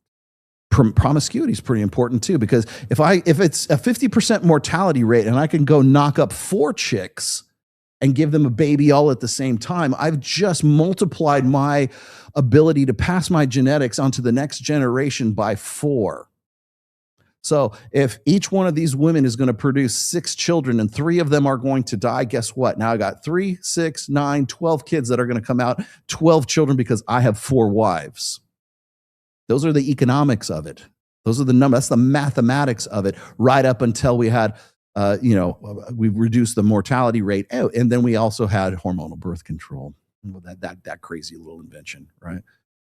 Oh, and we're going to give women the right to choose. Well, you know what happens when they have the right to choose? It looks an awful lot like this. Still don't want to talk about that. Oh, and one last thing, and this would be actually, I shouldn't say, this would probably be the first thing I would bring up. If you think that we are not a promiscuous species, then I would point you in the direction of the new studies or the new research that's being done that has shown that women's ovum, the human egg, selects sperm. Different sperm at the site of conception. Why would an adaptation like that exist in the first place, Miguel? Because women fuck guys, a lot of guys. Right? There's haram. The possibility exists, right, that perhaps there are multiple men's sperm in that woman's cooter in the same place. At the same time, the question isn't in the same night. That's the question. Well, it could be. That's the real question. Yes. This is what we need to be asking. Yes. Why? Peer-reviewed studies need to be. Yes. That's not evolutionary psychology. That's evolutionary biology is what that is. That's not just so reasoning. That's not like reinventing reality for evolutionary psychology. That's a real biological fact. There are other biological facts that are very inconvenient that all these motherfuckers know, but they won't tell you on Chris Williamson's show because that's another unflattering fact of female nature, right? Remember for a while, I don't know if they believe this, but it was like saying that like, oh, every time a girl like swallows a nut, a man's RNA stays in forever. Fuck, that was incredible, bro. I had to explain that. I had to actually explain that. And I had to explain it to Mike actually, because it was part of the Louis Theroux documentary, the Inside the Manosphere, right? Because he was on the show and Myron brought that up. Yeah. And in one of the shows, he says, yeah, you know that whenever a woman has sex with a guy, that it always like some like part of their RNA or something stays within, and that somehow that finds its way into the baby that she has with you, because so it's not really your baby entirely. There might be a couple strands of other alleles that are like it's a team effort. It's a team effort, yes. Yeah. A little bit of alpha Whittaker is in there. We need to have but the fact of the matter is that's called microchimerism, and the most of the guys who are like really like tearing their hair out over it don't understand the science behind it. There's no way that it gets into the kid. Okay? Right. So, but that is something, you know, something crazy. That is something that Native Americans believed. Oh yeah. That's something they actually believed. Any guy, any woman who had sex with the other guy, you're going to have his spirit, his cheese, his cheese is going to enter me. It's called microchimerism, and it's placentas. Actually, just you can go look it up. Okay? Like we have AI now. You can go to Perplexity and look it up. A lot of it is really kind of overblown, but you tell one of these, you tell some black pill doomer or incel that, and they're gonna go, "Oh my god, it's all true." Is there such a thing as microchimerism? The juice is not worth the squeeze, Rolo. But so let's see. So if she's had sex with like 20 guys, does that mean like there's 20 different alleles that find their way into your kid, and now it's like the kid's like Quasimodo because it's a 20v1. If it had just been you and she'd just kept her legs snapped together, this explains why women over the age of 30 have all these mental illnesses. There's men in there screaming. That's why we're trapped in hell. That's why we're all autistic. That's why autism has increased 326% since 2000. Rolo, this is why when you see a couple that stays together for a long time, that dude has busted so many nuts on that woman. That's why they look like each other. Anyone within Body Blues proximity needs to wear a hazmat suit. She's a walking biological weapon. That's Body Blues kid's gonna come out like what's that condition called when the skin is like all kinds of different like modeling? Oh, stuff like that? That's what her kid's gonna come out. Yeah. It won't know what melanin. Vertigo. The kid's gonna have vertigo because it won't know what it is. But you know what they just came out with now? So look, this is what they're saying now. Mm-hmm. But like they were saying the RNA, and that's bullshit. So this is probably gonna be bullshit too. But they're saying when a woman does have their first child, that child's DNA does persist into their siblings. Yeah. But you get mogged, Kyle. Sorry. Get mogged. I improved, Kyle. There we go. So what you're saying is I'm mogging you. Yeah. So let's class some trend. You were the prototype, and so he's like he's the final. He's the final version. I'm model 3. Yes. You're model 3. But now my son's born. Now he's the next model. Okay. The most advanced model. Kyle was the final form. So I'm Android. Golden Freeze the final boss. Golden Freeze is here. I'm Android 16. Okay. Die, you monkeys. Oh my god, that's so funny. So let these guys go. Get a little bit further here. I'm largely interested in one other person for at least for a while. I agree. I agree with my views on. Your views, which you gave me, and then I repeat them, and that's what. Are we serial monogamists, though? I mean, I've seen some ethnographies, hunter-gatherers, where it's common to pair bond with one person, maybe have a child, maybe 2 children, and then the kind of the romantic feelings can dissipate, and then form a new relationship. That is with very someone common. else, kind of swinging to. Yeah, very common. I've seen data as well. You don't even need that. You don't even need to answer that question. All you have to do is look at the fact that the human female ovum selects sperm at the site of conception. Your point is irrelevant at that point, whether or not we're serial monogamists or not, because the human female body or the human egg is still selecting for a particular type of sperm to begin with, right? So if they're, in fact, I shouldn't even say select. What it does, like like scientifically speaking, what the egg does is it produces proteins that will either slow down or speed up a particular sperm cell that has a complementary or whatever. It's a better fit, I guess, than the other one. So it's like the human egg is selecting for a better compatible thing. So if you're born a chud, then you're like, you were chosen to be a chud. Yes, there's anti-chud proteins. Wow. Anti-chud proteins. Bro, we need to like write this down. Well, you know, I know, I forget what the studies were, but it was like, I don't say it's pheromonal or something like that, but like women will find some way to, like, even the hottest guys, they'll find some way not to be attracted to that guy because the smell of the guy. Oh, yeah, with it's not because they or there's also this is theory, but the reason why like we like people like tongue kiss is because they're testing for like genetic compatibility or that there's a reason behind some of like our sexual practices because it's to determine whether or not there is a cellular or biochemical match compatibility. Yeah. I mean, it is true. Like I have literally like been with women where like even women. Oh no, I no, never have. But like I thought it was just Aaron. Aaron Clary. Aaron. No, but like I have like noticed sometimes when I like with some chicks, I'm like, she smells like a fucking whore to me. Like I don't know what to explain it, but like sometimes you meet somebody and you're like, you smell the body count. You smell like the body count, but no, it's like it was like the body count. It's like it was like I can only explain it as like a bad woody smell. To me, like a wood. To me, like I was other girls, I'm like, oh, like it's more like no. It's like she doesn't smell bad or she smells good, but sometimes it's like this weird like woody, musty, like not good, like at least to me. But I've like only noticed that with 2-3 chicks in my whole life. But it was so distinct that I remember it. You know, have you ever been like really sick and like you lose your sense of smell when you're like sick? I've been that way before. Like I was that way when I was recovering from my surgery, even like but you can still smell one particular thing you remember. And I smelled peanut butter for some reason. Peanut butter. That's all I could smell. Sometimes it's cleaner, like the Clorox that you like scrub the sink with, something like that. Like I can only smell that smell. Like, but I know it'll come back later on, right? It's because you're sick. But like when your sense of smell turns off, I think there's some like neurological thing that goes on where you just get stuck on the most impressive scent. I guess peanut butter is my most right, but you get stuck on that one scent, which is weird. It's kind of like, do you like cilantro?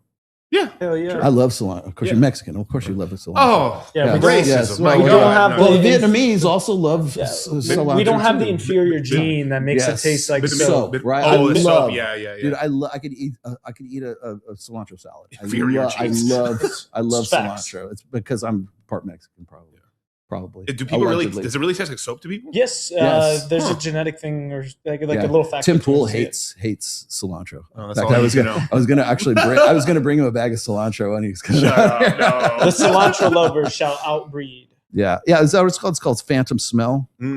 Chip for Skippy, but probably Skippy. It's called Phantom Smell. I guess it would be. That's weird. Phantosmia.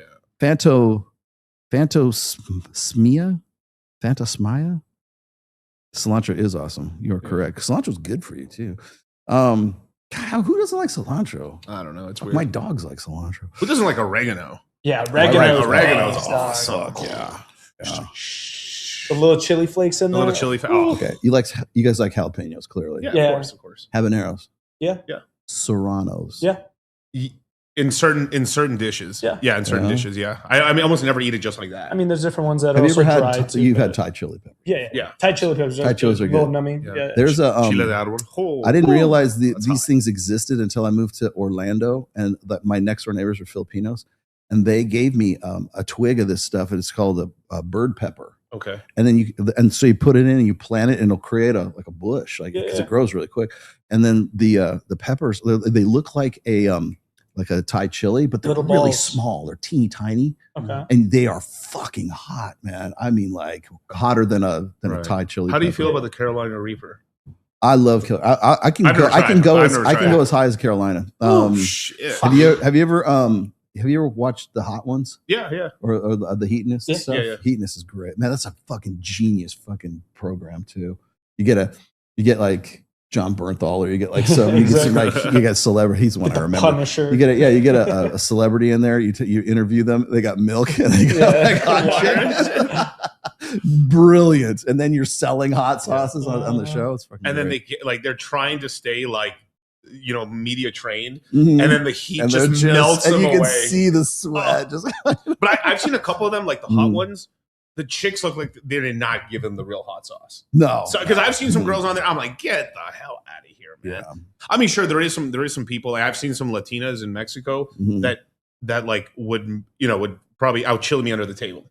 Absolutely, but like they do not look like that. I have because I will buy. I'm a hot sauce connoisseur, but I can't. It's really hard for me now because of my surgery and everything. So I'm kind of reconditioning myself. But I have because I've got some Carolina Reaper, and then I've got the Scorpion peppers. Scorpion's just one step down from Carolina Reaper. Really? Yeah, and then they have this one called the Last Dab.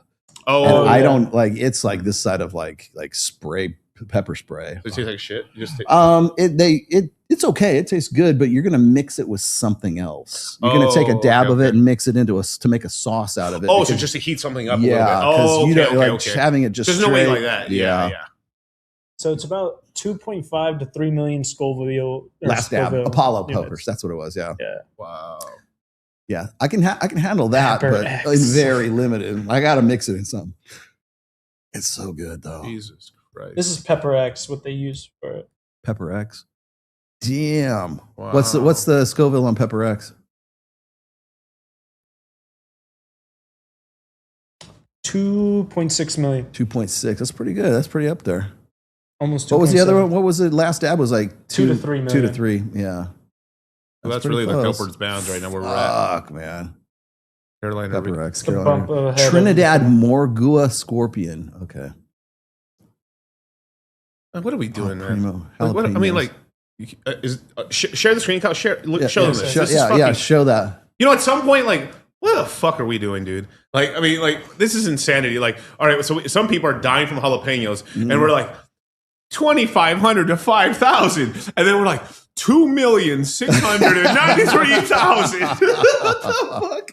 Well, before you came on, I was talking about It's not pure capsaicin. It's pure capitalism. This is what this is, bro. Exactly. Well, I was before you came on, we were talking about Devil Mountain Coffee, and that's why I actually kind of needed to talk to you about too, because that guy, I told him I'd talk to him as soon as I got back from Catalina. Okay. But we looked up the caffeine content for it. It's 1555. The highest level for 12 ounce milligrams for a 12 you ounce go. cup of coffee. There it is. You can see it right there. Wow. For a 12-ounce cup. Wow. Yeah. And then I have holy shit. That's plastic. go on eBay Okay. and then look up just type in Devil Mountain Coffee on eBay. I want you to see this. You guys should see this. It's crazy. Just Devil Mountain Coffee. Okay.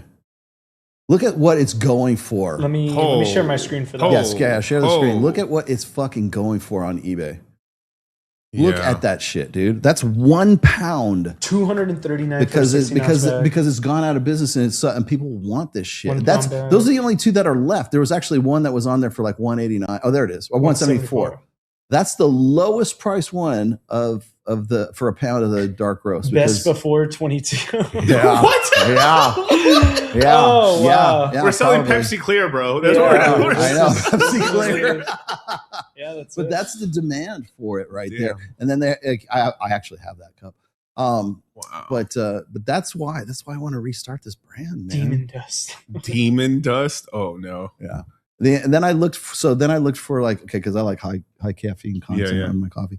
Then the next one down was Biohazard. Looked that up. I couldn't find it. I can't find any Biohazard for sale anywhere. I looked it up on Amazon. Nothing's for sale. The next one after that is Black Insomnia. That I found. That's the way. A Black Insomnia you can get, and that's only $20 for that. Yeah. For a pound of that, which is okay, but it's not that. I mean, it's okay. It was like 928 milligrams of coffee, or that's For Biohazard. that's for Biohazard, and I think Black Insomnia is pretty close to that.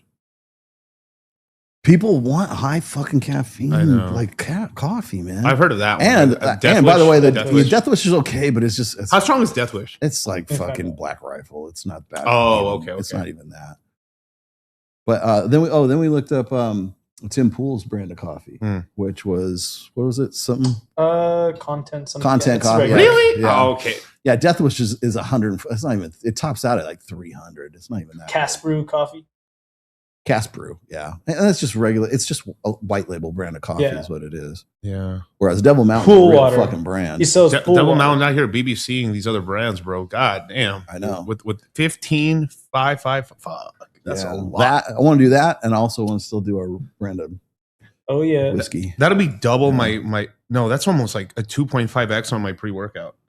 Yeah, literally. Holy shit! Dude, that's why I wrote 3 books on it. The last 3 books were written with courtesy of Devil Mountain Coffee. So you know how we were talking about hot sauce? Mhm. I forgot to mention this. So after COVID, a lot of people lost, like some people lost smell, some people lost sensitivity to in terms of taste, right? So hot sauce sales exploded. Oh, yeah. Also, another thing that helped out during the time is that there was basically some drought that happened in the area where sriracha was basically the Sriracha peppers, yeah. Sriracha peppers are made. So I remember people were slinging sriracha bottles for about $100 to $80 a bottle. Mm-hmm. And so this caused VCs in Wall Street to start buying up every single hot sauce in America. Literally, I cannot believe Tapatio just sold the people who own Tapatio, they just sold it to a VC. Oh, really? Yes. God. Almost. I mean, Sriracha's one of the last ones out here, but literally every hot sauce company in America is getting bought out right now.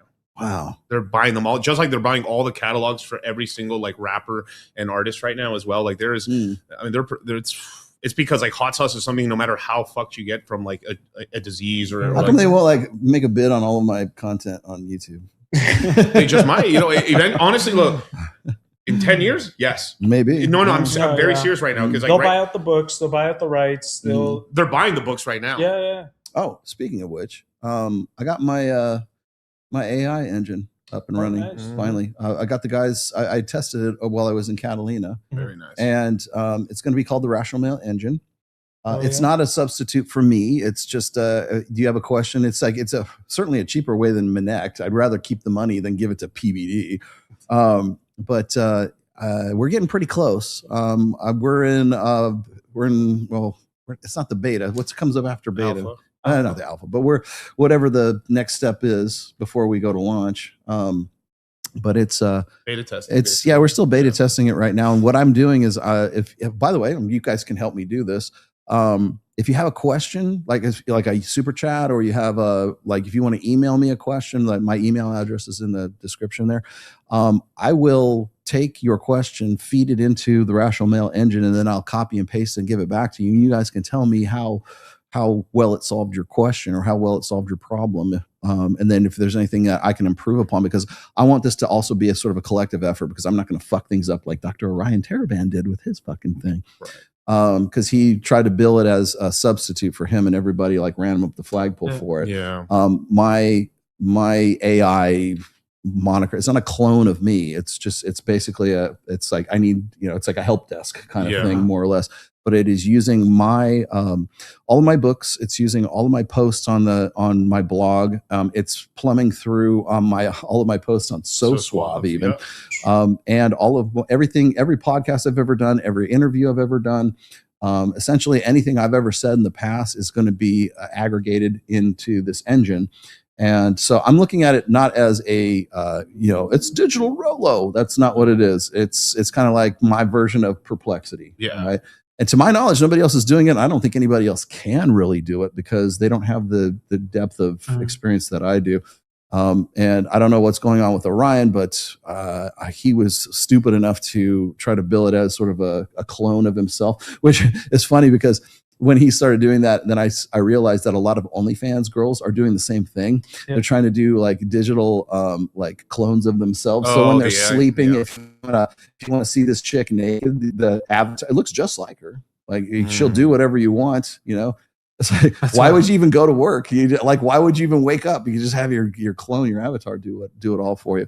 But they want the real experience, right? They want the real person. And for me, you're still getting the real. I'm not going to stop doing what I'm doing. I'm just doing this as a service and a convenience as well. Do I want to make some money off of it? Sure, because I have to. But the engine itself is going to end up being, I think, a greater convenience for guys who have I got a one-off question, right? Well, you can still book time with me. I'll be happy to give you an hour.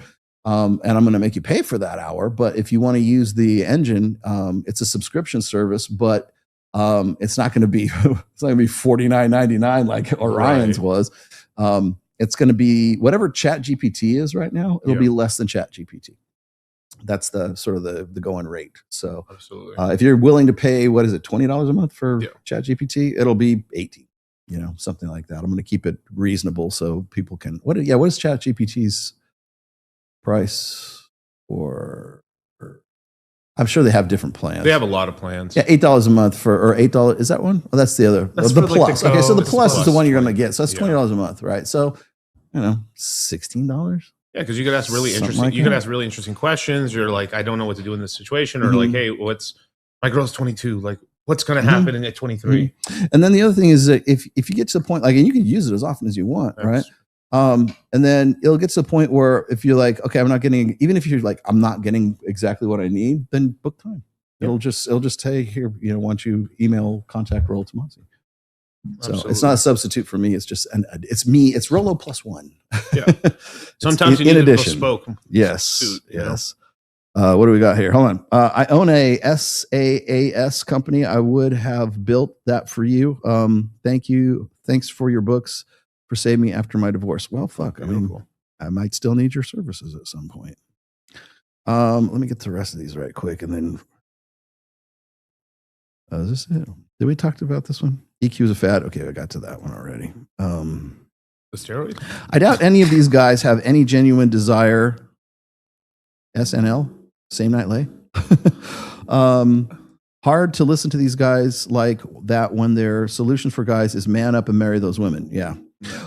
That's funny you should say that, because I will always lock horns with these guys when it comes to using marriage as the metric for the success of a mating, or the proof of a mating strategy. Right.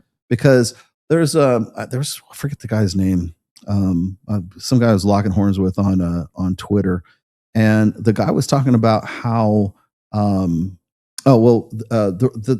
Manosphere can't be right about this, the 80% rule or the 85% rule or whatever, because women still get married at this rate and have been getting married. I'm like, okay, I don't know how many fucking ways that I can explain this over and over and over again. Married is not the same as want. Okay. Those are two different fucking things. Okay. Where's the Don DeMarco? There you go. Those are two different fucking animals. Okay. Right. So, and isn't the raw numbers of people actually getting married is like it's straight vertically down. 5.8 per 1,000, the lowest it has been in recorded history. So let's just round up. So 6 people per 1,000.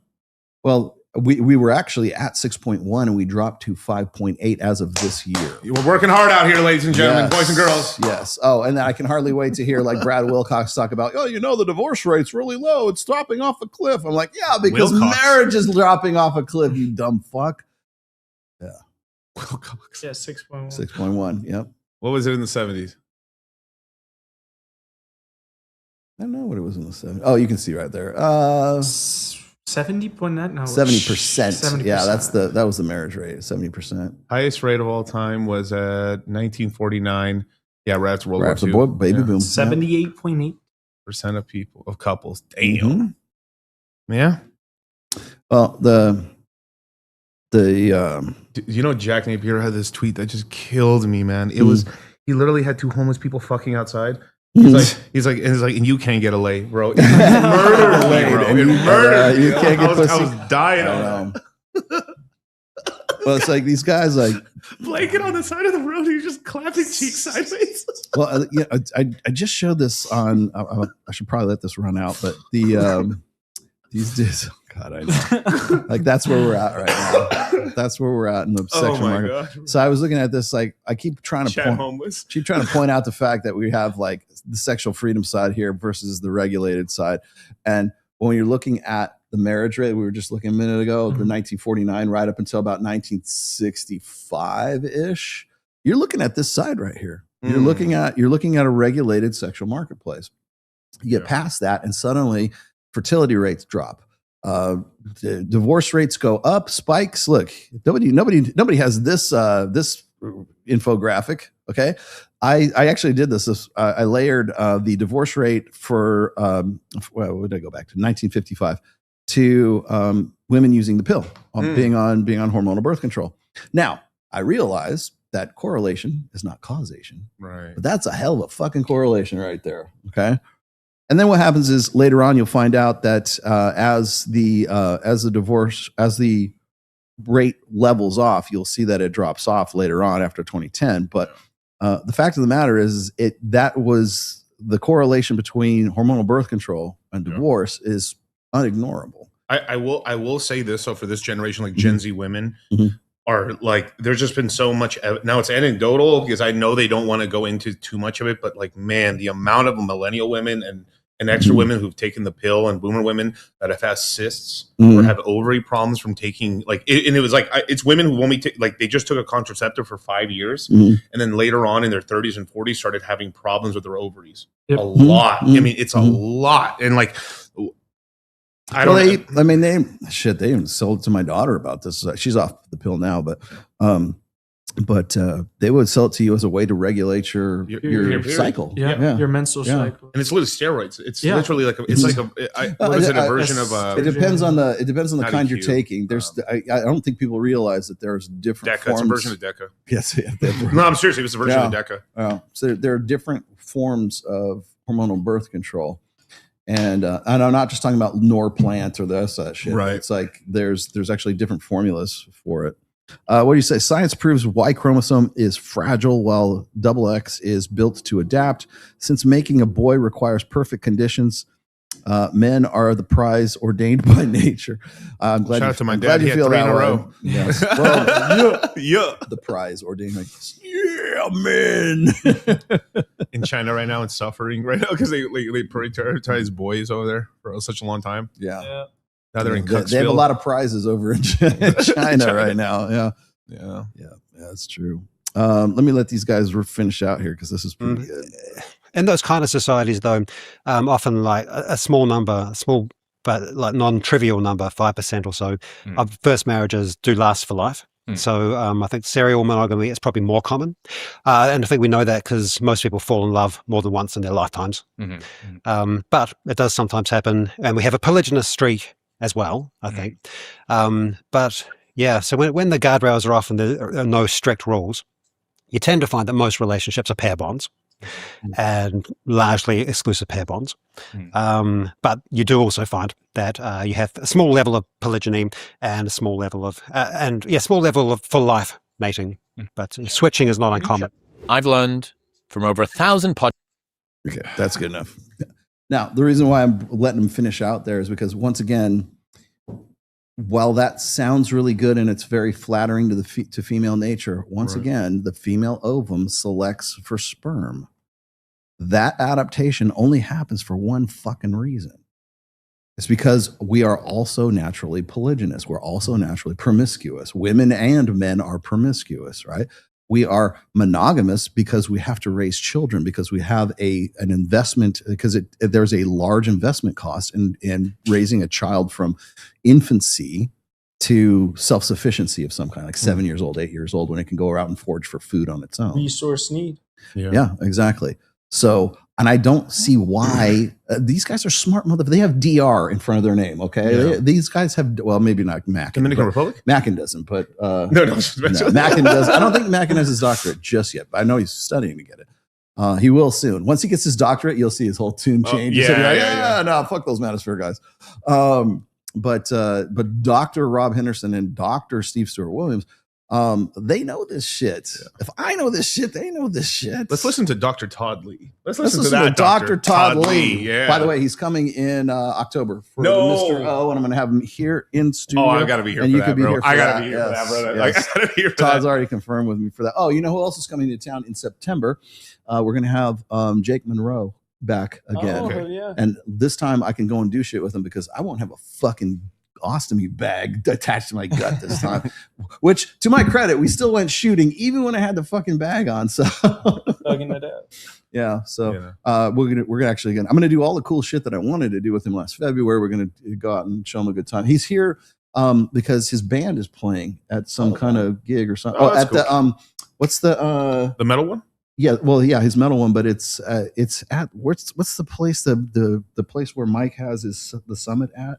It's called the studio or the place or something like that. Yeah, it's the hotel. It's one word. No, it's not a hotel. It's an event center, an event place. God damn it! It's right. It's really close to here too.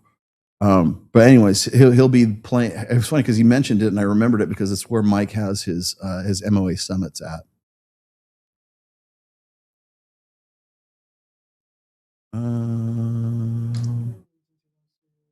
No, not Area 15. Area 15 makes me laugh. There's so much goth rage. No, there. it's not. It's none of those. Anyways, it doesn't matter. It's wherever Mike has his summit at. But anyways, so that's coming up in September, and then this week, by the way, is a very busy week for Rollo Tomasi. We have. I'm glad you're back. Thank you. We have Access Vegas coming up on Wednesday, obviously. Because this week, I don't know if you guys, starting tomorrow is Swim Week here in Las Vegas. And Tuesday, I've got my Reignite guys coming in. And then we'll be doing some fun shit with these guys on Wednesday, Thursday, and Friday. And then Thursday is August 6th. That is Babes in Toyland. It's the biggest, I'd say, on the West Coast, other than the White Party in Miami. White Party, I think, is comparable. But it's the biggest Babes in Toyland event of the year. It will be at the Sahara, at the pool at Sahara. There will be the Black Tape Project girls will be there. That's a crazy one. I forget the guy's name. Drago something or other. The guy who does that, he'll be there. And then they're doing the fashion walk, which is all swimwear walk, by the way, which is very enjoyable. And it's just a fucking good time, man. It's a charity event. I want to say it's for Animal Rescue this time. I'm pretty sure it's Animal Rescue is the charity this time.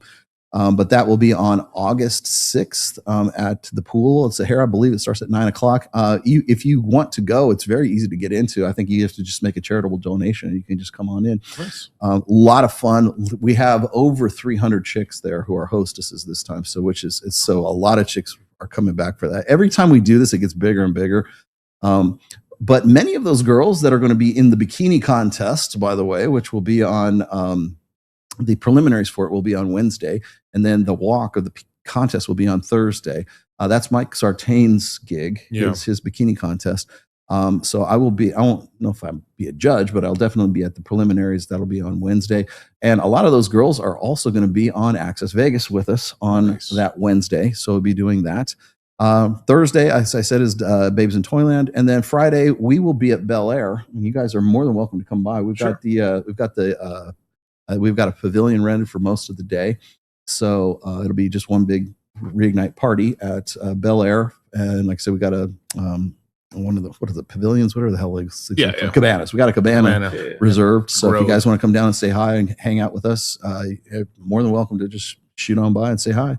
So I'll be doing that on Thursday, and God knows what else we're going to be doing because it's Swim Week, and I'm sure there'll be parties. The after party, by the way, for Babes is going to be at the Rhino, so they plan accordingly. Yes, I will be with my wife, and we'll probably not be going to the Rhino, but unless she wants to. But the next day she wanted to. She wanted to. She wanted to. Yes, she wanted to. But everybody asked me that. Like, oh, is Miss Tomasi going to be there? Yeah, she'll be at Babes in Toyland with me. Bro, it was like my wife dragged me here. I just had no choice. You know. Well, last year she couldn't go, and I went with Laura, and that was a lot of fun too. But it's always better when I got my wife there. So. But you're healed up now and everything. I'm all good. I'm 100% back from Florida, back from Catalina. How was that actually? It was fucking great, dude. I was telling Kyle, there's no Taco Bells there, there's no McDonald's, there's no In-N-Out, it's all of the food. So what did you eat? No, it's nothing but mom and pop places. Okay. So everything is it's privately owned. So there's what's called the Yacht Club. There's a steakhouse there. There's some high end stuff. There's some taco joints. There's sushi there. One sushi place, which was probably one of the best places we went to. Lots of food there. Actually, the only commercial enterprise that's there is Vaughn's Supermarket or Vaughn's grocery store. And that's it. Nothing else. And but that's what makes it really great. And then there was an 80s band that played there on Saturday night, which was really fucking great.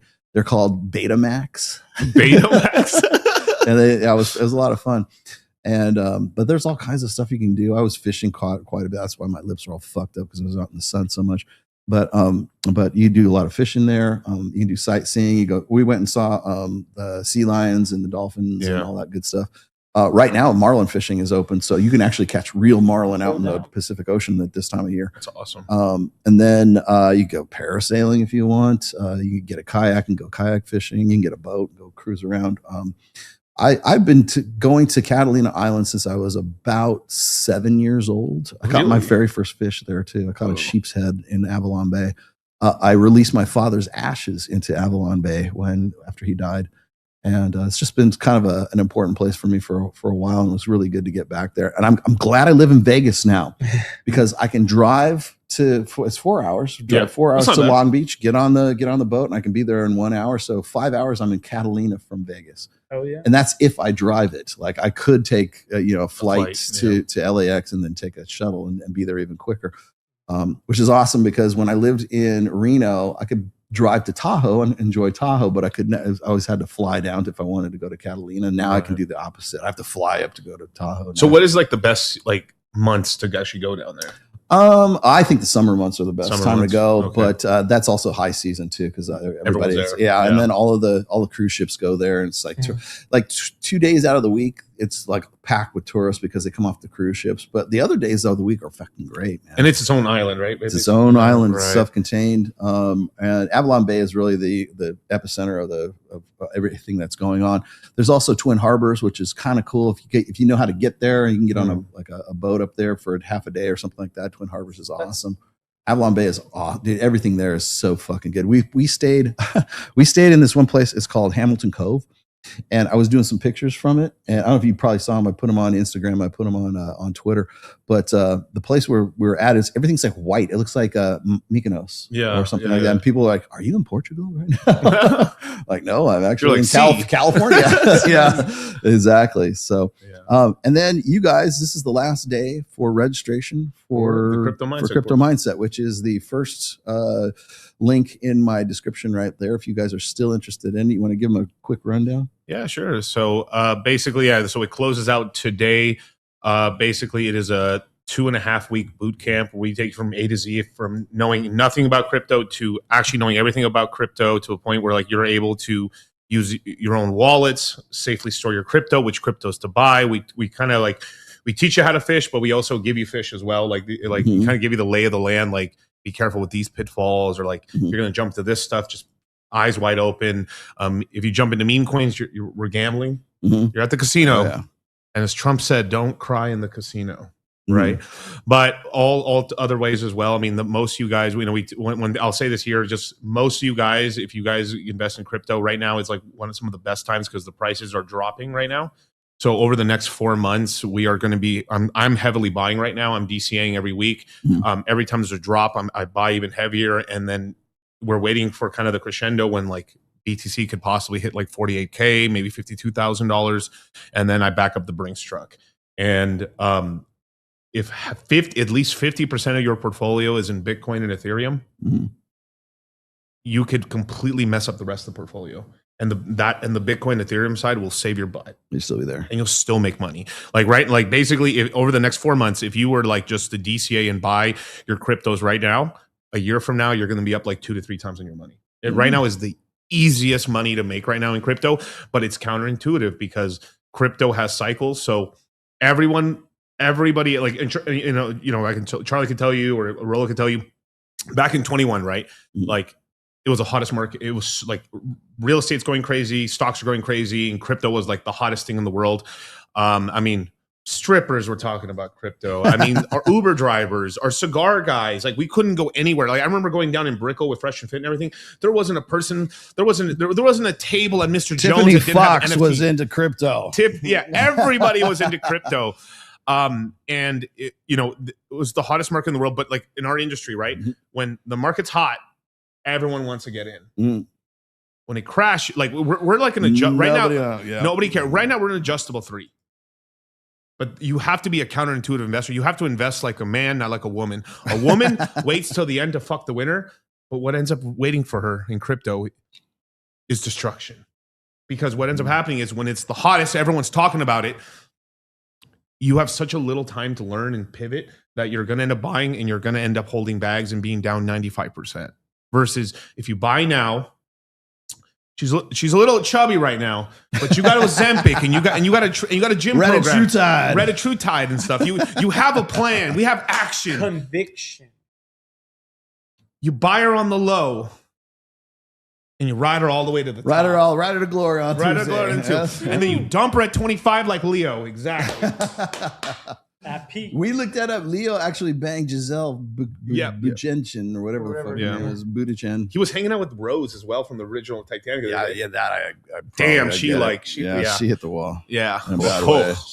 I mean, oh boy. Well, there you go. So Sammy's got the deets right there. And then again, if you just want the straight link, it's the very first one in the description right there. Support Rolo, bro. Use my link. Today's the last day because tomorrow's we're done. Tomorrow we're done. Basically, classes start on the 5th. So cool. 2 days on, 2 days off. So it's 5th, 6th, 7, 8 off. Yeah. Yes. Pull up the and thing. You support the show by doing so. Absolutely.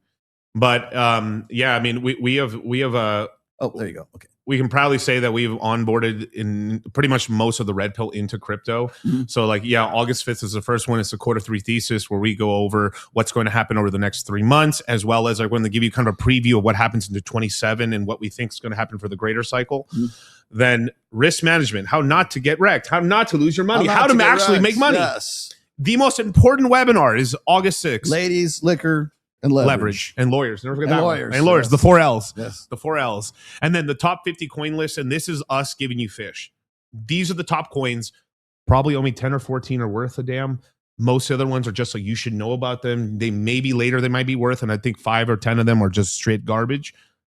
But you should know so you don't jump in. Right. Then we take 2 days off. And the best swing trades. And just one thing before I continue on. All these are live. These are all live Zoom webinars. Me and Charlie teach it for somewhere between 3 to 4 hours live. There's a Q&A at the end. You get to ask us questions and stuff. And on top of that, too, the start times are 10 a.m. Eastern Standard Time, 10 p.m. Eastern Standard Time. All these are recorded. You don't have to worry if you do miss a webinar, you'll be able to catch up. This is why we have 2 days off, so you're able to catch up on a webinar you missed, kind of like, you know, kind of make sure that everything's up to snuff. When you join up to the course, you get added to a Telegram group of a lot of people. We have a lot of alumni in there that help you out. We're asking questions. We give you a starting list. We give you, we give you everything you need to start up. Questions answered. We give you pre-recorded. We have 5 pre-recorded webinars of how to get started in crypto, and the education continues. And then we talk about swing trading, which is basically how to jump into coins and how to get out. And then we have a large Q&A basically where we just dropped a ton of information. 4 webinars equal to about 16 hours of content. Is there anything that doesn't make sense? And we get everyone back up to like fighting shape, and then we go on from there and stuff. So I mean, literally, like, I mean, one of the ones I'm waiting for is it's being taught by Charlie's brother on August 14th, making money with AI. Yeah, he actually works in the industry. He's essentially sold an AI company off already, and it's kind of merged with like OpenAI and stuff like that. So he's really, really, really knowledgeable. And we're talking about all the best ways. And when we release that webinar with how to make money with AI, we're going to release all 3 previous webinars we've done with him as well, because all the information is like very prudent. The industry is moving fast, but you can change your life with AI. And then we go into TradFi chains, which is Robinhood just launched a blockchain. Crypto.com has a blockchain. Solana has a blockchain, and Coinbase has a blockchain. And two of them, Solana and Crypto.com, have tokens, but Robinhood's about to launch a token, and Coinbase is about to launch a token. So there's some big money making opportunities. I made 20 times my money on a coin about chicken nuggets on Robinhood the other day. The tendies, baby. Really? And there's a lot of money to be made, but you have to like just have a plan and a strategy. But Citadel, which is the main kind of clearinghouse broker for Robinhood, just dumped $400 million into Crypto.com. Crypto.com is the one who does all the deals with Trump. So Crypto.com and Trump's family are like this. So World Liberty Fi, the Trump meme coin, the Melania coin, USD1, which is Trump's stable coin, all their financial products are going to launch on Crypto.com. And there's a reason Citadel dropped 400 million into them. Oh, into that. It's just to like, there's a lot of shit going down in the background and stuff. And if you don't know this, like, you're going to just be like, what's going on? And you're going to end up losing money. So like right now, if you buy the top stuff, it's almost impossible for you to lose money, but you have to be able to hold for 2-3 years. Yeah, I was going to say it's not like there is some, you can make fast money for sure. But like the problem is when the money goes up fast, it comes right back down. So you have to like sell it into Ethereum, Solana, Bitcoin, and then you really grow that. And that's what that webinar right there, like, where is it, Kyle? That's why I had that webinar at the end there, which is fast versus slow money. Probably one of the more interesting webinars we're going to end up doing, because it is literally going to make sure that you kind of got the right mentality. And there's a reason we call it crypto mindset, not Trader Course 500 or like something ridiculous 6969X, right? And that's how a lot of people sell you. Like you do have to sometimes buy stuff and sell it, but the majority of your money should be buy and hold. We are not like a massive trading course. We do talk about trading. We'll talk about leverage, but there's a bunch of these Gen Z guys, college age and stuff. They're all tatted up doing and on these influencer houses. Bro, I just made all this money. Oh my god, they're doing day trading. They're getting fucked, bro. Like when what's his name, Top G, right? Top G's actually made some really good investments in crypto. Where he's lost all his money is trading. Wow. You can track people's wallets. Every time Top G put money into exchanges trading, he just lost. A ton of money. And Top G's got a bunch of guys working for him that more or less know what they're doing. They're traders, and they're losing their ass. So that's what I'm telling you guys. It's like it's more degenerate gambling, but you don't need to do that. There's so much money in just, if you buy the right coins, hold it, take profits, you're going to be up a lot of money. So use Rollo's link, and learn. And you guys are coming up next. Yeah, we're coming up next. Yeah, we're going to be doing Moon Gang here at 5 p.m. Yep, as soon as we're done. We got half an hour from now, less than half an hour. So we're going to get out of here. Dude, thanks for coming by. Hey, it's always fun to have you at the end of the shows. Yeah. We got to just do a show and just bullshit sometimes.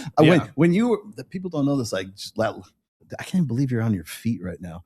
After like 2 days ago when you guys were on the stream and you're like doing tequila shots. Oh yeah. Holy shit. Yeah, we did an 8-hour that turned into a 10-hour stream. Oh my god. Yeah, and we were drinking, like, they were just throwing $100 tequila shots. I was thinking $100 vodka shots. Should I text Kyle and tell him to like make sure they got a safe ride? Kyle drove me home. You know when Kyle drove us to the Aria. We started and then you were went on gambling. Went on a heater at the craps table. 3-4 just wow. I haven't hit that many points in like 2 years.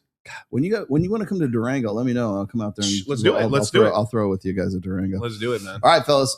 So don't forget, Cultivate Crypto, Crypto Mindset down here. Yep. Go check it out. CultivateCrypto.com. And then also Moon Gang. Yeah, Moon Gang right now. Half an hour. The link's up right now in this show, in this studio. And then don't forget Babes in Toyland. August 6th. That'll be Thursday. And then Access Vegas, August 5th, which is the day before. We got a bikini contest coming up, and a lot of the girls will be there. So actually, this is like one of the biggest Access Vegases that we do. Yeah. Is the one that's right before it's swim week, obviously. So all the girls are in town. And that ends up being, we probably will have somewhere, I'm going to predict somewhere between like 12 and 15 chicks in the studio. Yeah, it's going to be crazy. So I got to get the chairs out of here. All right, guys, thanks for watching. I'll see you guys next week. We'll be back in and I'll let you know how it went. Check me out on Instagram. Check me out on Twitter as well. I will be doing live updates from Swim Week this week in Las Vegas. I will see you guys later next week. Bye-bye.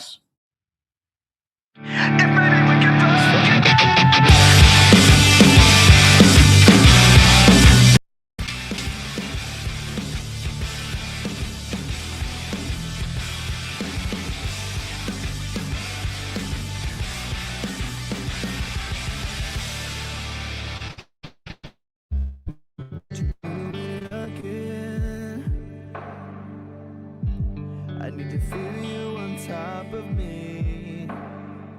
It was my first time, but I was just a kid when we met and went to bed. It was my first time.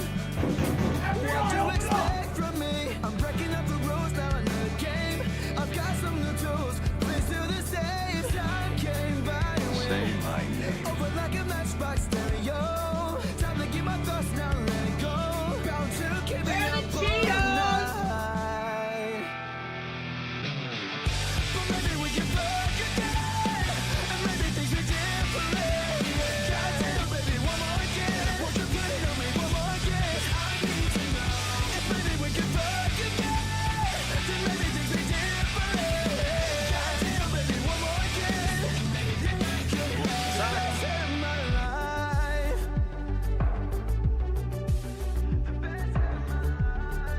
She's not a Christian. Now we're fucking in the bathroom, tearing up every wall while I got your hair. Why you screaming my name? That's nasty. It is nasty, right? Isn't it nasty? Ugh. She was swinging in the bedroom, whole time stopping and stubbing with her hair like she's Claudia Kelly. Well, I'm a whore. Ride me up and down like a pony, turning up my song, getting messy, working up and down on your body.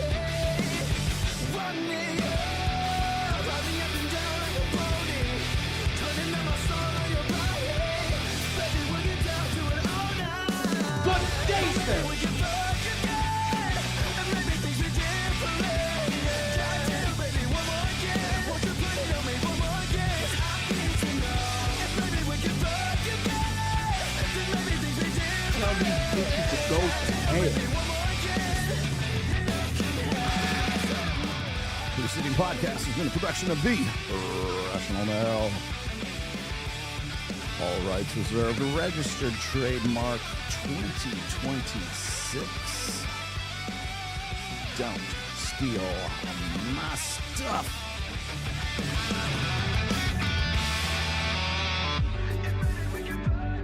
If there's any girls there, I want to do them!